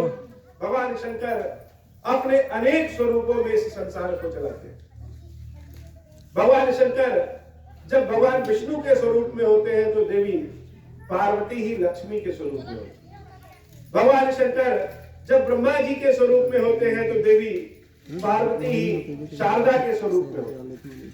भगवान शंकर जब शिव के स्वरूप में होते हैं तो देवी पार्वती के स्वरूप में होती है। भगवान शंकर जब इंद्र के स्वरूप में होते हैं तो देवी शची के स्वरूप में होती है। भगवान शंकर जब यज्ञेश्वर के स्वरूप में होते हैं तो देवी दक्षिणा के स्वरूप में होती है। हम लोग कथा पूजा में कहते हैं कि हम लोग प्रसाद ले लिए, कहते हैं ना फल प्राप्त कर लिए, दक्षिणा दिए कि नहीं, स्वाहा स्वधाय किए कि नहीं, यह सब क्या है? सनातन धर्म में, हिंदू धर्म में कोई भी चीज अन्यथा नहीं है, हर चीज का कारण है। कुछ लोगों ने इसके स्वरूप को बिगाड़ दिया है अलग, लेकिन सनातन धर्म एक ऐसा धर्म है जो दूसरे किसी धर्म में आत्मा का परमात्मा से मिलन होता है, लेकिन सनातन धर्म में आत्मा ही परमात्मा बन जाता है। तो जो हम लोग दक्षिणा देते हैं ब्राह्मण को, पंडित जी को, वह दक्षिणा देवी, 3 देवियां हैं, स्वाहा स्वधा और दक्षिणा। स्वाहा जब हम अग्नि में कोई भी चीज हवन आदि डालते हैं, स्वाहा स्वाहा कहते हैं, तो जिसका नाम लेकर के स्वाहा कहते हैं, ओम श्री गणेशाय नमः स्वाहा। तो स्वाहा अम्बा जो है हमारे द्वारा दी गई चीज को गणेश भगवान तक पहुंचाती है। स्वधा क्या है? जब हम श्राद्ध पक्ष में अपने पितरों को कोई चीज समर्पित करते हैं तो देवी स्वधा ही पितरों को हमारे द्वारा अर्पित की चीजों को पहुंचाती है। और दक्षिणा क्या है? यज्ञ महाराज की पत्नी दक्षिणा है, जिसको हम लोग कहते हैं कि हमने ब्राह्मणों को कुछ दिया, काम करने वाले को कुछ दिया। यज्ञ और दक्षिणा से ही जो उनके पुत्र प्रकट हुए हैं उनका नाम है फल। तो कोई भी चीज अन्यथा नहीं। तो भगवान जब वह प्रकट हुए क्षीरेश्वर और क्षीरेश्वरी देवी के स्वरूप में, उन्होंने दशरथ जी को खीर प्रदान किया और दशरथ जी से कहा, हे महाराज दशरथ, इसको अपने हिसाब से आप अपनी रानियों में बांट दीजिए। सारे लोग हाथ जोड़ करके खड़े हो गए और भगवान क्षीरेश्वर महादेव से प्रार्थना किए कि हे भगवान, जैसे आपने दशरथ जी पे कृपा किया है वैसे हमारे ऊपर भी कृपा करें। हम दशरथ जी के समान पराक्रमी नहीं है, हम दशरथ जी के समान धर्म वाले नहीं है, उनके समान राजा नहीं है, उनके समान यज्ञ नहीं कर सकते, लेकिन हमारे ऊपर कृपा जरूर कर दीजिए। कैसे प्रसन्न होंगे? क्षीरेश्वर महादेव अपने मुख से बताते हैं, तब अदृश्य भय गए भय पावक सकल है सब ही समुझाए। सबको समझाते कि जो कोई भी खीर का भोग हमें लगाएगा और ओम श्री राम का मंत्र सुनाएगा, हम उसके ऊपर प्रसन्न हो जाए। तो ज्यादा कुछ करने और कहने की जरूरत नहीं। कलयुग में न कोई ज्ञान है, न जप है, न तप है। कलयुग में केवल नाम रूप है। भगवान के नाम का सहारा ही सब कुछ। बड़े बड़े मंत्र हम भले ना पढ़ पाए, लेकिन ओम श्री राम का मंत्र अगर हम भगवान को सुना रहे हैं तो भगवान बड़े आराम से प्रसन्न हो जाए। हनुमान जी के मंदिर में जाइए तो ओम श्री राम, काली देवी के मंदिर में जाइए तो ओम श्री राम, रामचंद्र जी के मंदिर में जाइए तो ओम श्री राम, शिव जी के मंदिर में जाइए तो ओम श्री राम, किसी से नमस्ते प्रणाम कर रहे हैं तो ओम श्री राम, रात को सो रहे हैं ओम श्री राम, रजाई में बैठे हैं ओम श्री राम का मंत्र जाप कर लीजिए। अब यह ओम श्री राम क्यों? क्योंकि यह राम जो है यह सब लोग बोल सकते हैं। छोटा बच्चा भी राम राम बोल सकता है। राम राम बोलने में कोई अशुद्धि नहीं होगी। घर में कोई बच्चे पैदा हो गए या किसी की मृत्यु हो गई, लोग कहते हैं कि 13 दिन 3 दिन हम कुछ भी पूजन कार्य नहीं कर सकते हैं, लेकिन राम नाम में कभी भी अशुद्धि नहीं। और ओम क्या है? ओम ही भगवान शंकर है, श्री ही देवी पार्वती है। भगवान शंकर और देवी पार्वती मिलकर के यह राम में संसार बनाते हैं। मानस में लिखा है मंगल भवना मंगलहारी, जो मंगल ही मंगल करे, जो अमंगलों का नाश कर दे, वह कौन है? वह है जिसका नाम उमा सहित जय जपत पुरारी, देवी पार्वती के साथ जिसका नाम शंकर जी भी जपते रहते हैं। तो ओम ही शिव है, श्री ही पार्वती है, और राम का नाम जपते हैं, इसलिए राम। ओम कहेंगे तो शक्ति प्रदान होगी, शक्ति प्राप्त होगी। श्री कहेंगे कामना की पूर्ति होगी, और राम कहेंगे तो अंदर का सारा दुख बाहर निकलेगा, और राम कह के मुंह बंद हो जाएगा, फिर दुख अंदर प्रवेश नहीं करेगा। ओम श्री राम का मंत्र सबसे आसान, हम आप लोग को यहाँ जो बताने आए हैं, यह खीरेश्वर महादेव के आदेश से हम आप लोग के समक्ष आए हैं। बाकी सब लोग तो नैमित्य हैं, हम लोग माध्यम हैं। ओम श्री राम के मंत्र को शिव जी को सुनाइए। अब कैसे सुनाए? कुछ नहीं करना है, सब लोग ध्यान से सुन लीजिए। अपने घर में एक घी का दीपक रोज जलाए। क्या करना है? घी का दीपक जलाना शाम के समय, और उन्हीं दीपक को ही महादेव और पार्वती का स्वरूप मान लीजिए, उन्हीं दीपक को ही खीरेश्वर महादेव मान लीजिए, और उनको कम से कम केवल 11 बार ओम श्री राम ओम श्री राम ओम श्री राम ओम श्री राम ओम श्री राम सुना दीजिए, और कुछ नहीं। या 11 बार ही आपको धीरे धीरे 108 बार ले जाएगा, और यही धीरे धीरे आपकी आवृत्ति को बढ़ाएगा, और आपके सारी इच्छाओं को पूर्ण करके कष्ट दूर करेगा।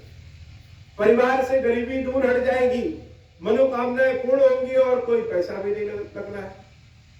और प्रत्येक सोमवार को, अभी कथा के बाद जो हम अक्षत प्रसाद आपको देंगे, इसका खीर अपने घर बनाइए। और जब खीर बनाइएगा, थोड़ी सी खीर बना करके, और जो दीपक रोज हम जलाते हैं उन्हीं को खीरेश्वर महादेव मान करके, सोमवार के दिन वही खीर का भोग उनको लगा दीजिएगा, और भोग लगाने के बाद वही खीर स्वयं भी खाइए, और अपने घर परिवार को भी खिलाइए। तो काम क्या करना है? प्रत्येक शाम को दीपक जलाना है घी का। अगर घी जलाने की शक्ति नहीं है तो एक बार जलाइए, भगवान खुद ही आपको व्यवस्था कर दे। घी का दीपक जलाना है, उन्हीं को खीरेश्वर महादेव मान करके ओम श्री राम का मंत्र सुनाना है, और सिर्फ सोमवार को खीर बनाना है और भगवान को भोग लगाना है। बस इतने काम करना। शिव जी ने अपने मुख से कहा है कि जो कोई भी कलयुग में हमको ओम श्री राम का मंत्र सुनाएगा और खीर का भोग लगाएगा, हम उसकी समस्त मनोकामनाएं पूर्ण करेंगे, जैसे कि दशरथ जी कर दिया। तो दशरथ जी तो पराक्रमी थे, पुत्र कामेष्ठी यज्ञ करा सकते थे, गुरुदेव वशिष्ठ महर्षि श्रृंगी को बुला सकते थे, हम लोग नहीं बुला सकते। ना ही उतने धर्मावलंबी हैं, क्योंकि वह त्रेता में थे और हम कलयुग में। तो कलयुग में राम नाम आधार है, सबको समझाया। परमानंद मगन नृप हर्ष में हृदय समाई, सारा राजा प्रजा सब एकदम आनंद में आ जाते हैं। राजा दशरथ को जो खीर मिला है, वह खीर मिला है कलश में। कलश हम लोग जो नवरात्र में अपने घर स्थापित करते हैं, तो कलश का मतलब होता है क्या?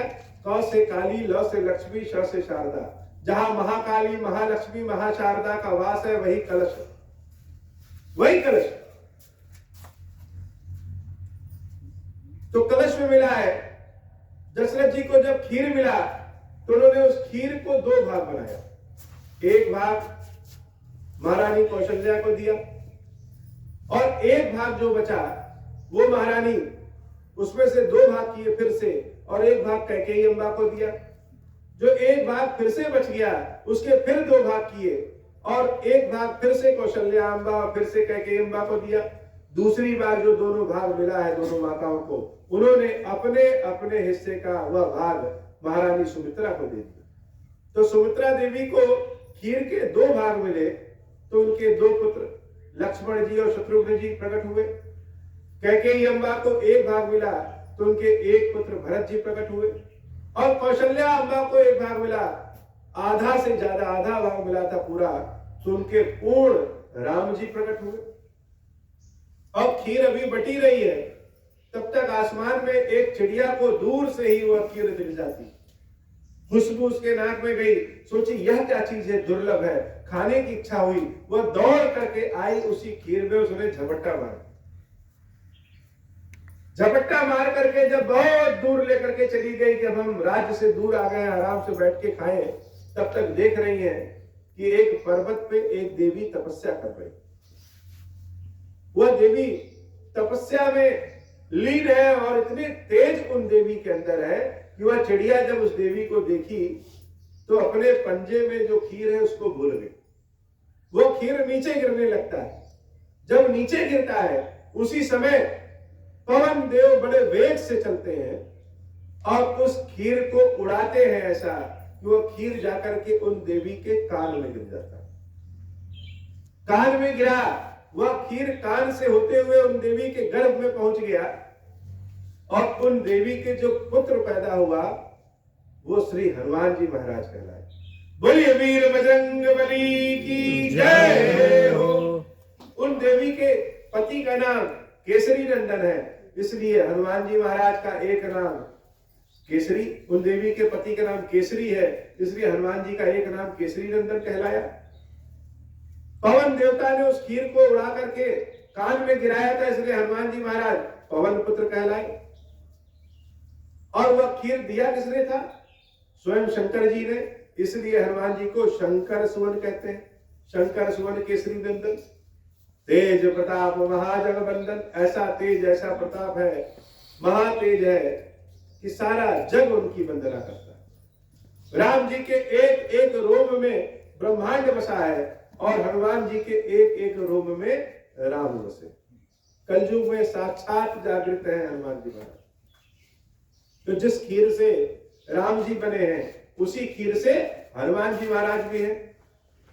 धीरे धीरे वह समय आ गया जब राम जी का जन्म होने वाला है। जब राम जी का जन्म होने वाला है वह समय आया तो सारे पर्वत, सारे वृक्ष, सारी ऋतुएं एकदम सुनहरी और सुंदर हो गई। हवाएं बहने लगी। जैसे अभी यहाँ अगर प्रधानमंत्री की यात्रा हो जाए तो सारे सड़क वड़क सब अपने आप बन जाएगा, वैसे ही भगवान का जब आगमन हुआ कि भगवान आ रहे हैं, सारे देवी देवता जान गए कि भगवान जन्म लेने वाले हैं।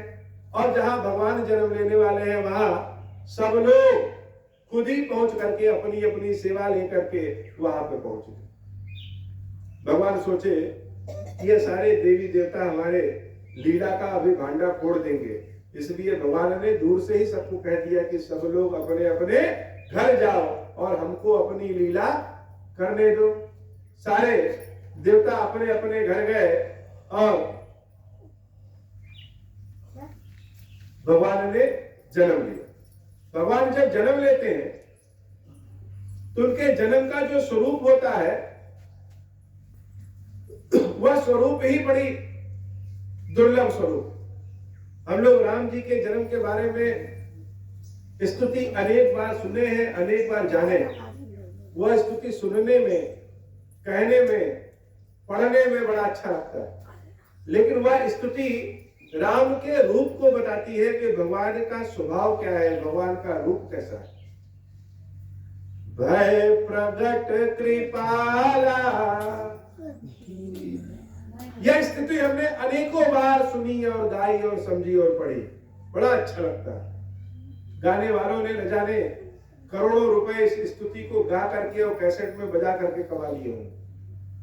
तुलसीदास जी ने श्री रामचरितमानस के रूप में ऐसा आख्यान लिख दिया है कि उसको पढ़ने वाले लोग बहुत बड़े ज्ञानी मान लिया जाते। लेकिन यह स्तुति है क्या? इस स्तुति ने राम के स्वरूप को बताया कि राम है कौन। तो भय प्रगट कृपाला, कौन प्रकट हुआ? वह कृपाला प्रकट हुए जो सदैव कृपा करते। ईश्वर सब पे सदैव कृपा करता है। जैसे एक घर में अगर हम बल्ब जला दें तो उसी बल्ब से पढ़ने लिखने वाले बच्चे पढ़ लिख जाते, और वही कुछ बच्चे नहीं पढ़ते। उसी बल्ब में कुछ लोग अपना कपड़ा धुलेंगे, कुछ लोग स्वेटर बुनेंगे, कुछ लोग खाना बनाएंगे। तो भगवान सबके ऊपर कृपा करते। हमारे पास कितना बड़ा पात्र है यह निर्भर करता है कि हम उनकी कृपा कितनी लेते हैं। तो रूप क्या है भगवान का? पहला गुण क्या है? कृपाला, जो सबके ऊपर कृपा करे। कृपा करते समय जाति न देखे, धर्म न देखे, रूप न देखे, रंग न देखे, गुण न देखे। भगवान तो दयालु है, सबके ऊपर कृपा करे। तो राम जी का पहला गुण है कृपाला, जो सबके ऊपर कृपा करे। कैसे कृपा करे? आप कहेंगे कहां कृपा करता है? हम तो झोली लिए खड़े हैं और भगवान भरते ही नहीं। इतने दिनों से भगवान भगवान चिल्ला रहे हैं, लेकिन 1 रुपया भी नहीं मिलता है। तो प्रकृति ने जो सबसे जीवन जीने के लिए जरूरी चीज, उसको सहज बनाया, फ्री बनाया। जैसे सांस हमारी जिंदगी के लिए सबसे जरूरी है, तो भगवान ने सांस को फ्री बनाया। ऑक्सीजन का पैसा लेते हैं क्या भगवान? रोशनी जरूरी है। 10 दिन से सूरज देवता दिखाई नहीं दे रहे, सबका हालत खराब है। तो प्रकाश का पैसा भगवान नहीं लेते, उन्होंने सबके लिए बनाया। आप उस प्रकाश में खेती करिए, आप उस प्रकाश में अध्ययन करिए, आप उस प्रकाश में वो सोलर लाइट में जलाइए, यह आपके गुण पे निर्भर करता है। वह सबके ऊपर कृपा करता है। कोरोना में एक सिलेंडर 1 लाख रुपए तक बिका। समझ में आ गया कि भगवान की कृपा क्या होती। अगर उस सांस का पैसा भगवान लेने लगे तो हम जी नहीं पाएंगे। जीवन बड़ा कठिन है। वह राम की कृपा से चल रहा है। और राम यह नहीं सोचते हैं कि आप हाई स्कूल पास हैं तो आप पे कम करें, आप गणित में अध्यापक हैं तो आप पे ज्यादा करें। वह तो पापियों पे भी कृपा करता है। तो भगवान राम का रूप भय प्रकट कृपाला, वह प्रकट होते। जैसे आसमान से रात में ओस की बूंद गिर जाती है, कहां से गिरती? बर्फ कभी कभी बर्फबारी हो जाती है, कहां से बरसता? वह वातावरण में जो नमी है वही जम जाता है, वही जल के रूप में आ जाता है। तो जो रूप भगवान का प्रकट हुआ, वह जग निवास प्रभु प्रकटे। जगत में निवास करने वाले भगवान ही निर्गुण रूप ही सगुण स्वरूप में प्रकट हो। दूसरा गुण भगवान का क्या है? दीन दयाला, जो दीनों पे कृपा करे, जिसका कोई नहीं है उसके भगवान। हम जाते ही नहीं भगवान के पास। हम 1 लोटा शिव जी को चढ़ाएंगे, कहेंगे हे भगवान हमारा 2 मंजिला घर बन जाए। अब 1 लोटा जल की कीमत क्या 2 मंजिला घर है? हम 2 भांग का पत्ता भगवान को चढ़ाएंगे, 1 फूल चढ़ाएंगे, हे भगवान हम पास हो जाए परीक्षा में, नौकरी लग जाए। हम भगवान के पास जाते ही नहीं। वह तो सब कुछ लिए खड़ा है, लेकिन हम ईश्वर को व्यापारी समझे हैं कि हम उसको फूल देंगे, अक्षत देंगे, फल देंगे तो वह हमको नौकरी देगा, धन देगा, सोना देगा। हम जिस दिन भगवान को मालिक के रूप में समझेंगे कि हम उसको क्या दे सकते, हम तो कुछ भी नहीं दे सकते। तो जब जाएंगे भगवान के पास तो भगवान दीनों पे भी कृपा करता है। जब समाज त्याग दे तब भी राम नहीं त्यागते। एक डाकू, हम सबने कथा सुनी होगी कि एक डाकू था रत्नाकर नाम। वह रात में अपने गिरोह के साथ बैठा रहे कि कोई आए जाए तो उसको छल कपट से मार पीट के छीन लेता, सब छीन लेता था। एक बार एक ऋषि महाराज महंत संत महंत पहुंचे तो उन्होंने उस डाकू ने उस ऋषि महाराज को पकड़ लिया कि महाराज जितना है सब लाओ, नहीं लाओगे तो सब जाने नहीं देंगे। उन ऋषि महाराज ने कहा नाम क्या है? तो उस डाकू ने कहा नाम जान करके क्या करोगे, ताकि राजा को सूचना दे दो और हमको पकड़ ले। बार बार पूछने को उसने नाम बताया रत्नाकर। तो उस ऋषि महाराज ने कहा कि जा करके अपने घर में जाओ और पूछ के आओ कि यह जो तुम पाप कर रहे हो, ये जो धन सबका लूट रहे हो, इसका सुख तो परिवार वाले भुगत रहे हैं, लेकिन जब पाप भुगतना पड़ेगा तो क्या भुगतेंगे? इस पाप के बदले उनका एक एक हाथ, एक एक पैर कट जाएगा। क्या भुगतने के लिए तैयार है? उनके शरीर पे कोढ़ उत्पन्न होगा, कीड़े पड़ जाएंगे, क्या वह भुगतने के लिए तैयार है? ये सारा सब कुछ तुम ही भुगतो। वह रत्नाकर कह रहा, महाराज आप हमको मूर्ख समझो, उधर जाए आप इधर चंपत हो जाए।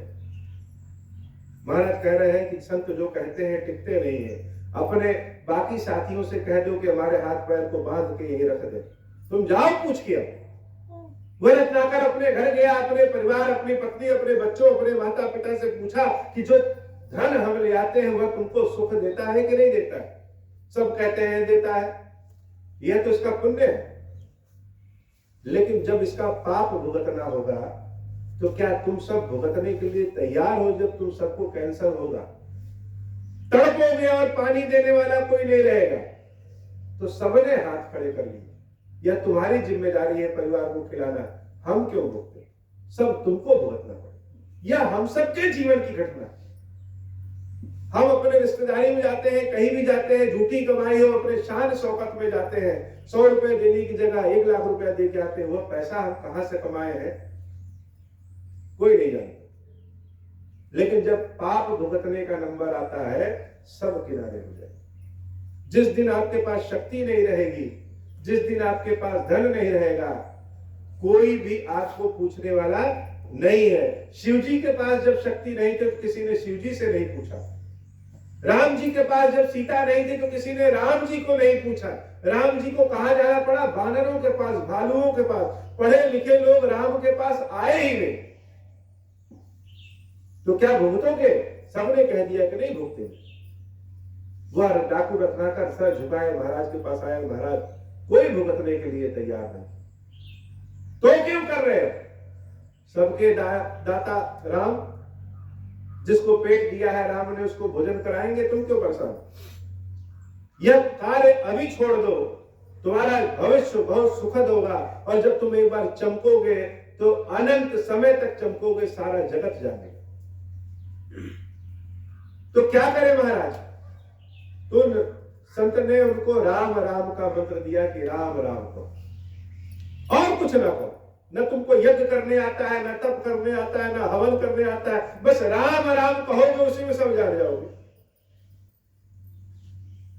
राम जी जब जंगल गए, वहां के जंगलियों को देखा कि यह तो एकदम निरक्षर है, मूढ़ है, इनको शिकार करना, चमड़ा निकालना, मांस काटना, खेती करना, व्यापार, खेती करना, फल निकालना यह आता है, लेकिन ज्ञान तो कुछ है ही नहीं। और जब तक हम रहेंगे सिखाएंगे, जब हम यहां से चले जाएंगे फिर ऐसे हो जाएंगे। तो क्या करें? तो रामचंद्र जी ने शंकर जी की सेवा करना सारे जंगलियों को सिखाया। अब शंकर जी की सेवा में हम मदार, दुर्बा, घास, धतूरा, पत्ती, जंगली फूल फल यही तो लगाते हैं। क्यों? क्योंकि जंगल में गुलाब कहां से मिले?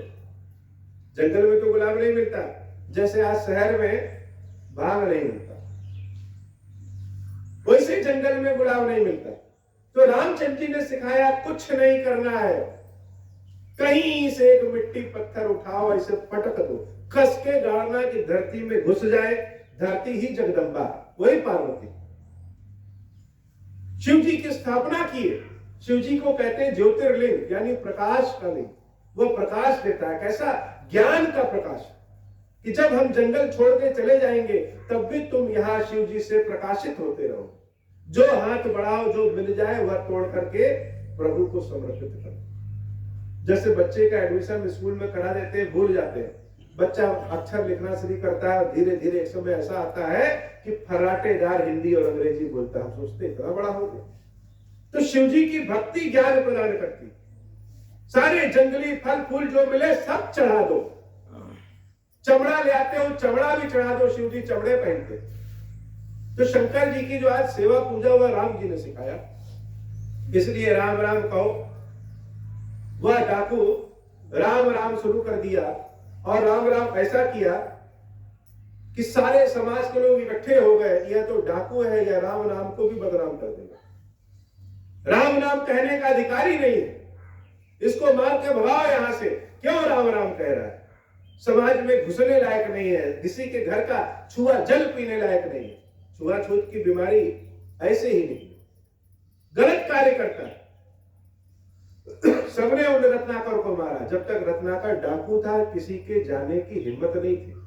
अब जब से सीधा हो गया तो बच्चा भी एक पत्थर मार के चला जाता है। तो रोक लग गई कि राम राम कह नहीं सकते, इनको समाज से बाहर निकालो। तो समाज से बाहर निकल गया, कैसे करें? संत ने अपने मुख से कहा है राम राम। शिव जी राम राम के नाम का हमेशा ध्यान करते हैं। शिव जी आए और वेश बदल के जब सारे गांव के पास आए, कहीं क्यों मार रहे हो? सबने बताया। तो भगवान शंकर ने कहा चलो ठीक है, यह राम राम नहीं करेगा, उल्टा आदमी है, मरा मरा तो कहेगा। समाज के लोगों को आपत्ति नहीं, क्या मरा मरा कहे और मर जाए? एक दिन ऐसा होगा, इसके कर्म ही ऐसे हैं। उन रत्नाकर डाकू ने मरा मरा मरा मरा मरा मरा कहे ऐसा लीन हुए कि जो सबके मार काट के धन छीनता था, चींटियां उनके शरीर पे बांबी बना दी, दीमक अपने घर बना दिए। उसने आपत्ति नहीं किया, किसी को मना नहीं किया, एकदम राम मरा मरा मरा मरा करते करते राम राम हो गया। क्योंकि मन में भाव राम का, मुख से कुछ भी निकले, जो मन में भाव रहेगा भगवान उसी से प्रसन्न होते हैं। और वही रत्नाकर डाकू आज हम लोग कहते हैं वाल्मीकि जी महाराज, जिन्होंने मानस लिखा, रामायण लिखा। तो भगवान जब कृपा करते हैं, वह दीनों पे कृपा करते हैं। भगवान का स्वरूप कैसा है? दीन दयाला। आप भगवान के समक्ष पहुंचिए तो ओम श्री राम का नाम सुनाइए, तो खीर खिलाइए, तो दीपक जलाइए, फिर देखिए कैसे भगवान कृपा करते हैं। कौशल्या हितकारी, तीसरा रूप क्या है भगवान का? कौशल्या का हित करने वाला। कौशल्या का हित क्या है? समाज का हित ही कौशल्या का हित। समाज का हित जिसमें संपूर्ण समाज का कल्याण हो, वह फैसला चाहे कितना भी कठिन हो, लेकिन वही कौशल्या का हित है। रामचंद्र जी जंगल जाने के लिए जब अपनी माता के समक्ष उपस्थित होते हैं, हे भैया वन को जाना है। माता कौशल्या पूछती है, वन को? अभी तो तुमको युवराज का पद मिल रहा था, वन क्यों जाना? भगवान राम कहे कि यह माता कैकेयी का आदेश है। कैकेयी का आदेश है। और तुम्हारे पिता दशरथ क्या कह रहे हैं? हमारे पिता दशरथ ने भी आदेश दिया है कि जंगल जाना है। कौशल्या अम्बा कहती है कि पुत्र, जिस बात को माता कहे और पिता भी कहे, अगर मान लीजिए कोई आदेश मां दे रही है कि पूरब जाओ और पिता कह रहा है कि नहीं पश्चिम जाओ, तो हमको कौन सा आदेश मानना चाहिए? तो सबसे पहला आदेश माता का मानना। और अगर किसी बात को माता और पिता दोनों कह रहे हैं, तो बिना सोचे समझे उस आदेश का पालन तुरंत कर लेना चाहिए। तुम्हारी तो माता कैकेयी और पिता दशरथ जी दोनों कह रहे हैं कि जंगल जाओ, इसलिए तुम बिना विलंब किए चले जाओ। तो कौशल्या का हृदय कितना बड़ा है। तो कौशल्या हितकारी, जो जो चीज कौशल्या देवी के हित के लिए है, वह सब गुण राम के अंदर है। हर्षित महतारी मुनि मनहारी, भगवान का जब यह रूप प्रकट हुआ, उस रूप को देख करके कौशल्या अम्बा बड़ी प्रसन्न हो गई। तेज इतना था, सुंदर इतना था कि मुनि भी अपना मन हार जाए, ऐसा रूप, अद्भुत रूप विचारी। अब कौशल्या अम्बा विचार कर रही है कि यह जो प्रकट हुए हैं, यह है कौन? कौन है ये? लोचन अभिरामा। इतने सुंदर है कि लोचन अर्थात आंख, अभिरामा यानी स्थित हो जाए। किसी चीज को हम देख रहे हैं, वह चीज इतनी मनोहर लग रही है कि और कुछ देखने की इच्छा ही नहीं कर रही। शबरी अम्बा ने जब राम को देखा, तो गुरु ने आदेश दिया था कि राम तुम्हारे पास आएंगे, और हे शबरी, भगवान सबको देने आते हैं, तुमसे मांगने हैं। और भगवान शबरी के पास गए, शबरी से मांगा कि हे देवी मेरी जानकी कहाँ है, कैसे मिले। सोचिए राम जी की स्थिति को कि जिस राम के चरण के पूजन करने के लिए लोग लाइन लगा के खड़े हो, लोग आते थे कि राम जी को जगह बदलना पड़े। जब राम के जीवन से जानकी चली गई, सीता चली गई, तो लोगों को लगा कि जो अपने पत्नी की रक्षा नहीं कर सकता है वह भगवान कैसा, या ढोंगी है। सारे पढ़े लिखे लोग राम से किनारे हो गए, कोई राम के पास नहीं गया। राम खुद चल के गए, और कहां गए? जंगलियों के पास, जो समाज से बहिष्कृत है उनके पास, शबरी अम्बा के पास। शबरी से पूछा, ऐसी स्थिति आ गई कि देवी शबरी से पूछना पड़ रहा है। और शबरी ने क्या कहा कि किष्किंधा जाइए, बानरों के पास। भगवान उनकी बात को माने और बानरों के पास गए। तो हम सबके जीवन में भी जब कठिन दौर आएगा तो जितना पढ़ा लिखा समाज है, अच्छा कुर्ता पहन करके, वह सब बाद में मदद करने को आएगा। और जिसको आप भाव नहीं देते हैं कि यह अनपढ़ है, यह पीछे है, वह सबसे पहले आएगा। अंत समय में कांधा देने जिसको हम कुछ नहीं समझते हैं वही आता।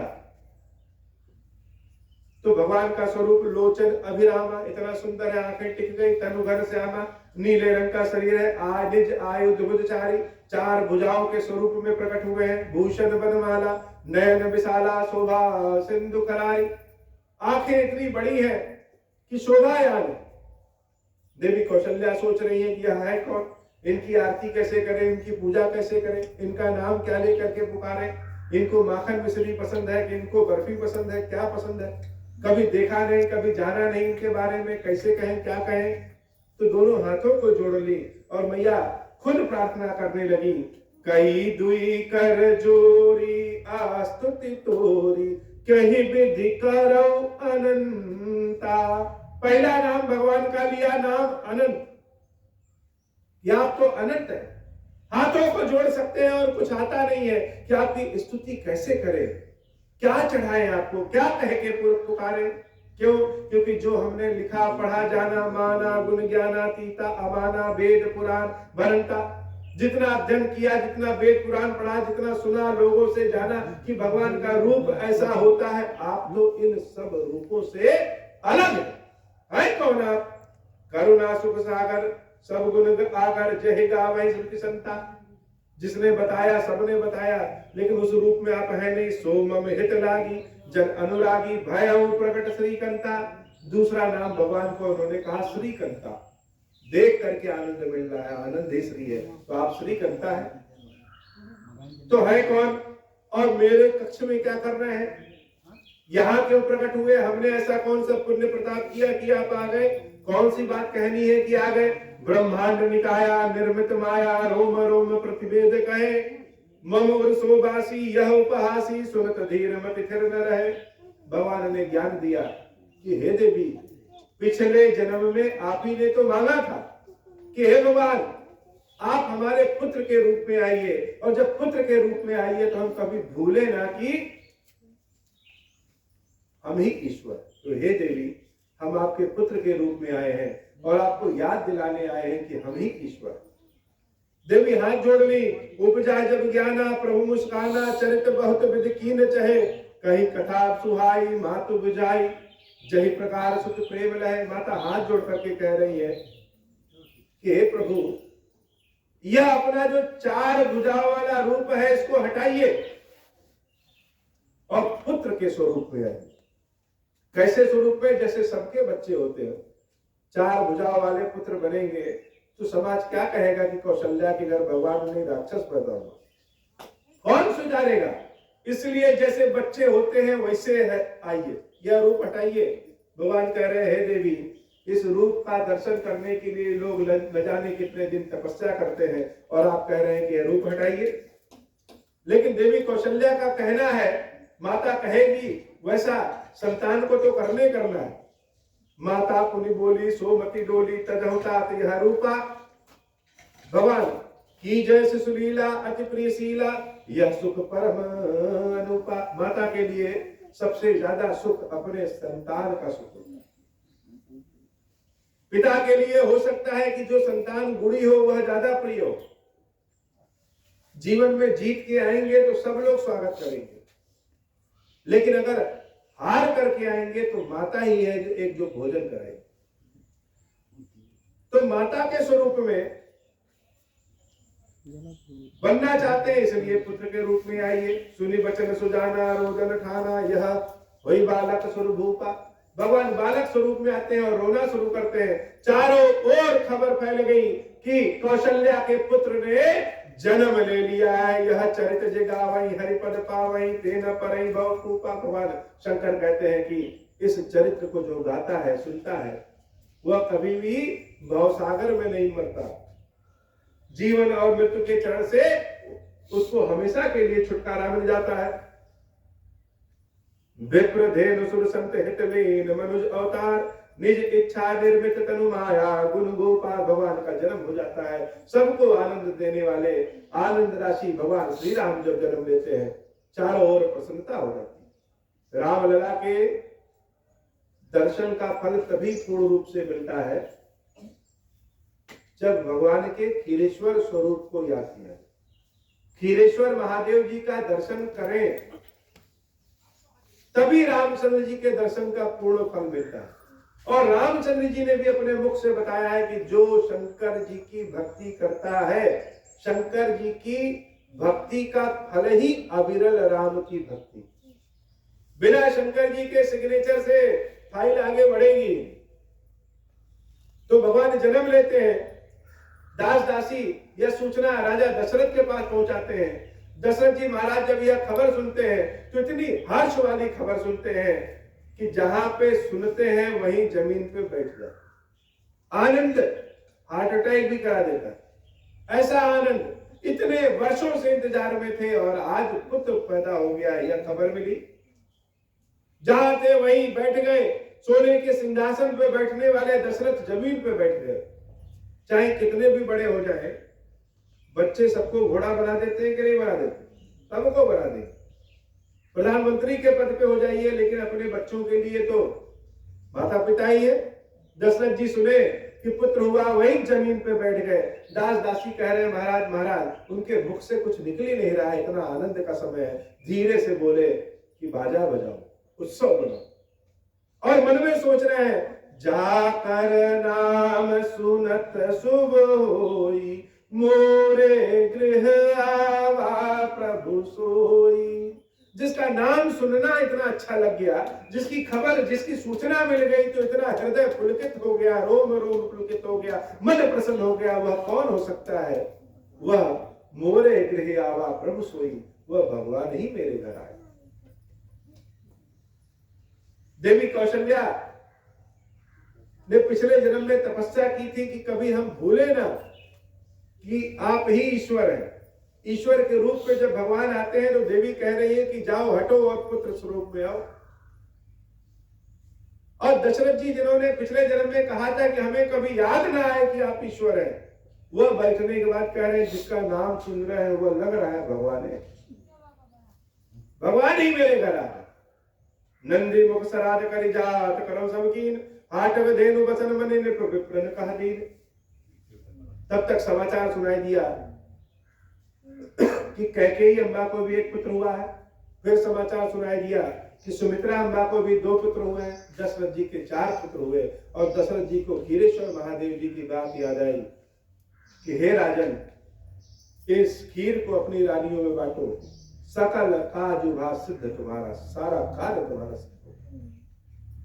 श्री खीरेश्वर महादेव जी की सेवा पूजा आपको संसार में अनुपम सुख भोग तो प्राप्त कराएगी ही कराएगी, भोग और मोक्ष दोनों प्राप्त कराएगी। लिंग पुराण में वर्णित ऐसा वर्णन है, कलौ देवः महादेवा, भगवान का कलात्मक स्वरूप ही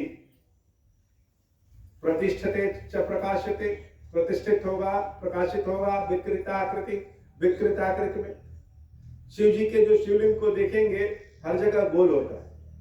खीरेश्वर महादेव जी का जो शिवलिंग है वह दीपक में जलते हुए लौ के समान, जैसे लगेगा कि भगवान ध्यान में बैठे, ऐसा लगेगा। वह स्वयंभू है, इनको बनाया नहीं गया। भगवान ने दर्शन दिया था, हमको प्राप्त हुए और हमने इनकी स्थापना की। बाराबंकी में क्यों की? क्योंकि यह क्षेत्र ही भगवान को प्रिय है। यह बाराबंकी जैसे देवी कामाख्या का क्षेत्र पवित्र है मंत्रों को सिद्ध करने के लिए, वैसे ही यह बाराबंकी। यह बाराबंकी की मिट्टी केवल फसलों के लिए उपजाऊ नहीं है, आध्यात्म के लिए भी बहुत उपजाऊ। बाराबंकी बिगड़ा हुआ नाम। बाराबंकी का मुख्य नाम है वराह वन। वराह वन ही वराह वन की हुआ और वही वराह वन की बाराबंकी बनी। संपूर्ण पृथ्वी पे वराह वन 3 जगह, एक जिस बाराबंकी में हम लोग बैठे हैं, दूसरा कश्मीर में बारामूला का नाम सुना होगा, बारामूला मतलब कि वराह मूला, और तीसरा कानपुर फतेहपुर चित्रकूट के पास का जो क्षेत्र है जिसको सूकर खेत कहते हैं,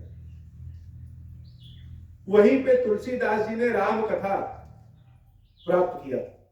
मानस में तुलसीदास जी लिखते हैं कि सूकर खेत में गुरुजी से जब हम अपनी राम कथा सुनना चाह रहे थे, गुरुजी बार बार बुलाए लेकिन हमारा मन चंचल था, हम सुनते नहीं। आज भी जब कोई यज्ञ हवन कथा पूजा कराएंगे तो पंडित जी लोग जो संकल्प कराते हैं उसमें मंत्र में आता है आपके गोत्र के बाद श्वेत वराह कल्पे। यह जो समय चल रहा है यह समय ही बाराबंकी का चल रहा है। हिंदू धर्म में कोई भी पूजा आराधना बिना बाराबंकी के नाम के होती नहीं।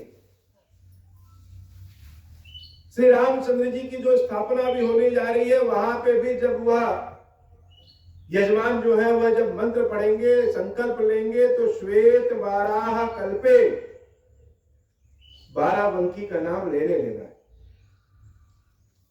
यहां पे भगवान के वाराह स्वरूप का अवतार हुआ। भगवान वाराह पूजे जाते और उनकी शक्ति वाराही देवी पूजी जाती। जिसको भूमि न मिले अपना घर बनवाने के लिए, वो भगवान के वाराह रूप की पूजा करता है। ऐसा बाराबंकी, लेकिन हम जानते नहीं है कि बाराबंकी है क्या, इसलिए यहां भक्ति को छोड़ करके दुनिया भर के काम करते हैं। इसलिए बाराबंकी में क्लेश सबसे ज्यादा है। यहाँ के परिवार में विघटन, अशिक्षा ज्यादा इसलिए हो जाती है क्योंकि इसका मूल रूप क्या है? मूल रूप तो इसका राम नाम का है। आप सारे काम करिए लेकिन भगवान को न भूलिए, इतनी तेजी से आगे बढ़ेंगे तो कहिए। ऐसा बाराबंकी। तो खीरेश्वर महादेव ने इस बाराबंकी की धरती को चुना और स्थापित हुए। उन्होंने आदेश दिया है कि हम हर जगह जाएं और आप लोगों को राम मंत्र ओम श्री राम, ओम श्री राम, ओम श्री राम के बारे में बताएं और अपने ही घर में दीपक जला करके खीरेश्वर महादेव की पूजा करिए और शुरू करिए अपनी उन्नति का काम। संस्कृत के मंत्रों से ही भगवान प्रसन्न नहीं होते, आपके भाव से भगवान प्रसन्न होते।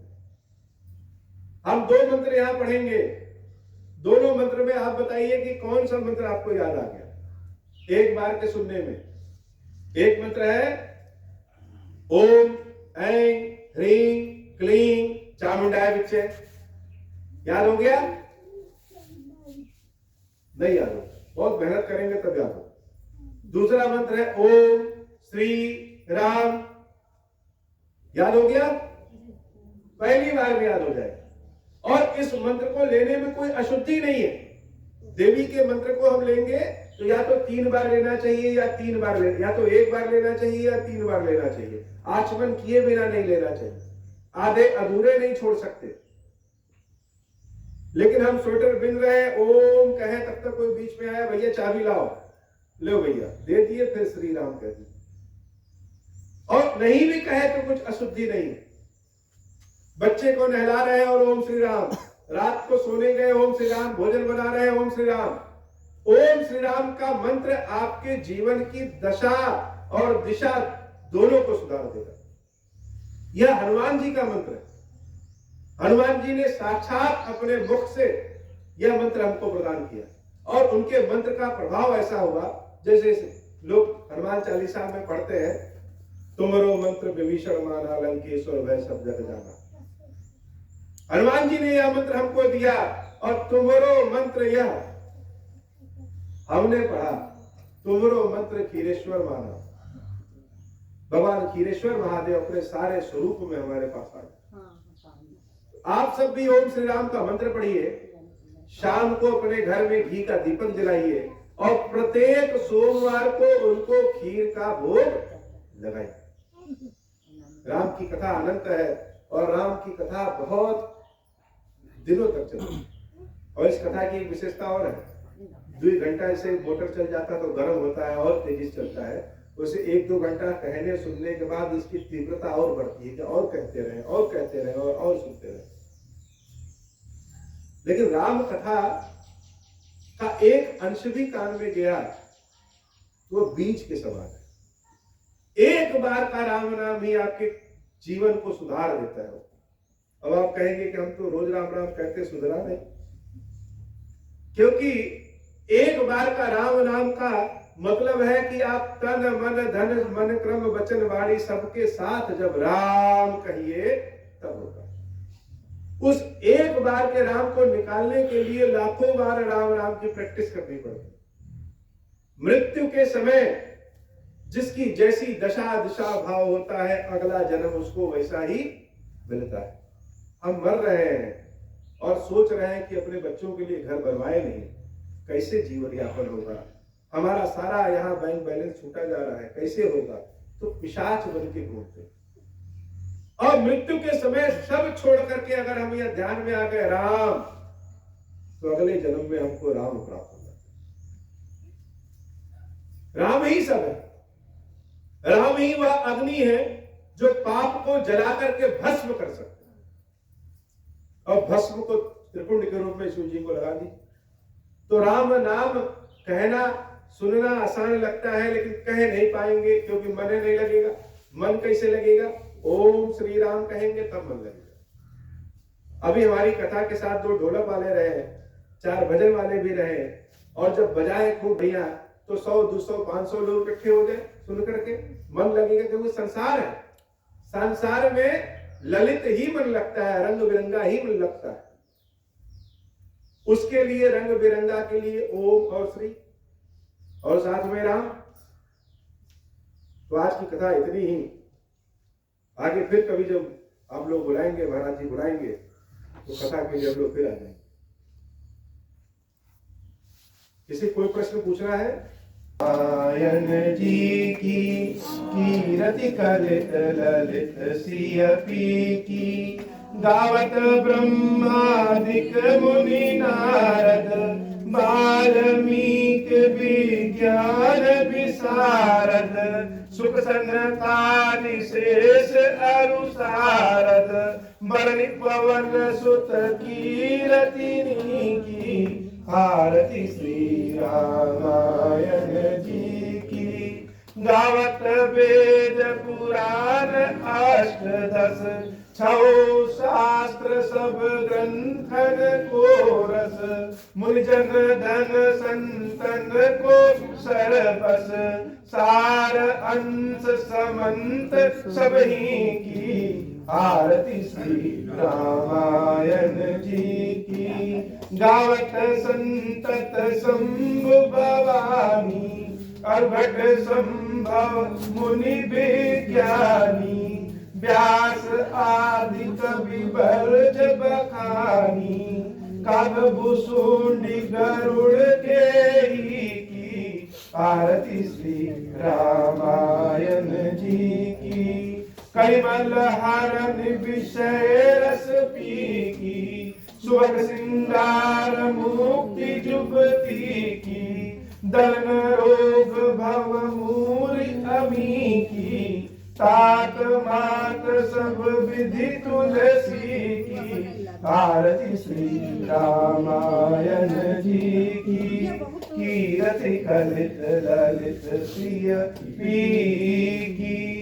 बोले सियावर रामचंद्र जी की जय हो। बोले वीर बजरंग बली की जय हो। बोले खीरेश्वरी मैया जी की जय हो। बोले श्री खीरेश्वर महादेव जी की जय हो। 20, 21 और 22 श्री खीरेश्वर महादेव जी के स्थान पे मंदिर पे 2 बजे से 5 बजे तक श्री राम कथा का आयोजन किया गया है। तो आप में से जो भक्त आना चाहें वो आ सकते हैं। 20, 21 और 22 कहाँ पर सर? मंदिर पे। मंदिर चौपड़ा तिराहे पर। 20, 21 और 22 3 दिन रहेगा। टाइमिंग होगा 2 बजे से 5 बजे तक। नींद आ रही है? हैं? सो जाओ, सो जाओ।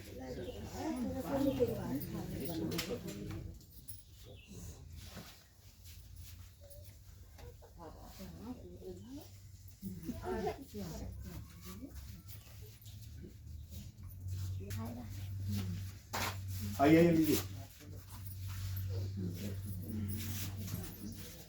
ओम श्री राम।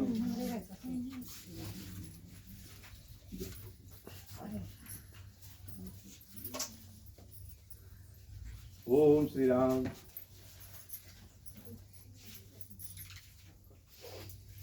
ओम श्री राम।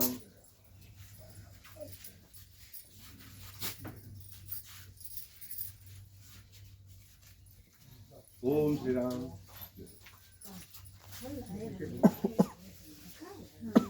ओम श्री राम।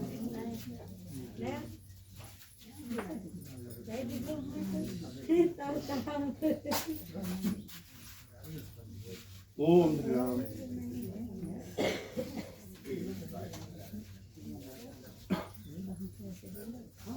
ओम श्री राम। ओम श्री राम।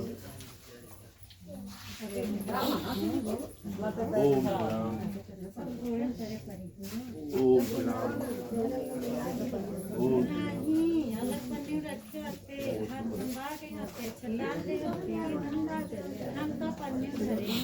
अच्छा खत्म हो जाए मंदिर आके फिर ले जाइएगा।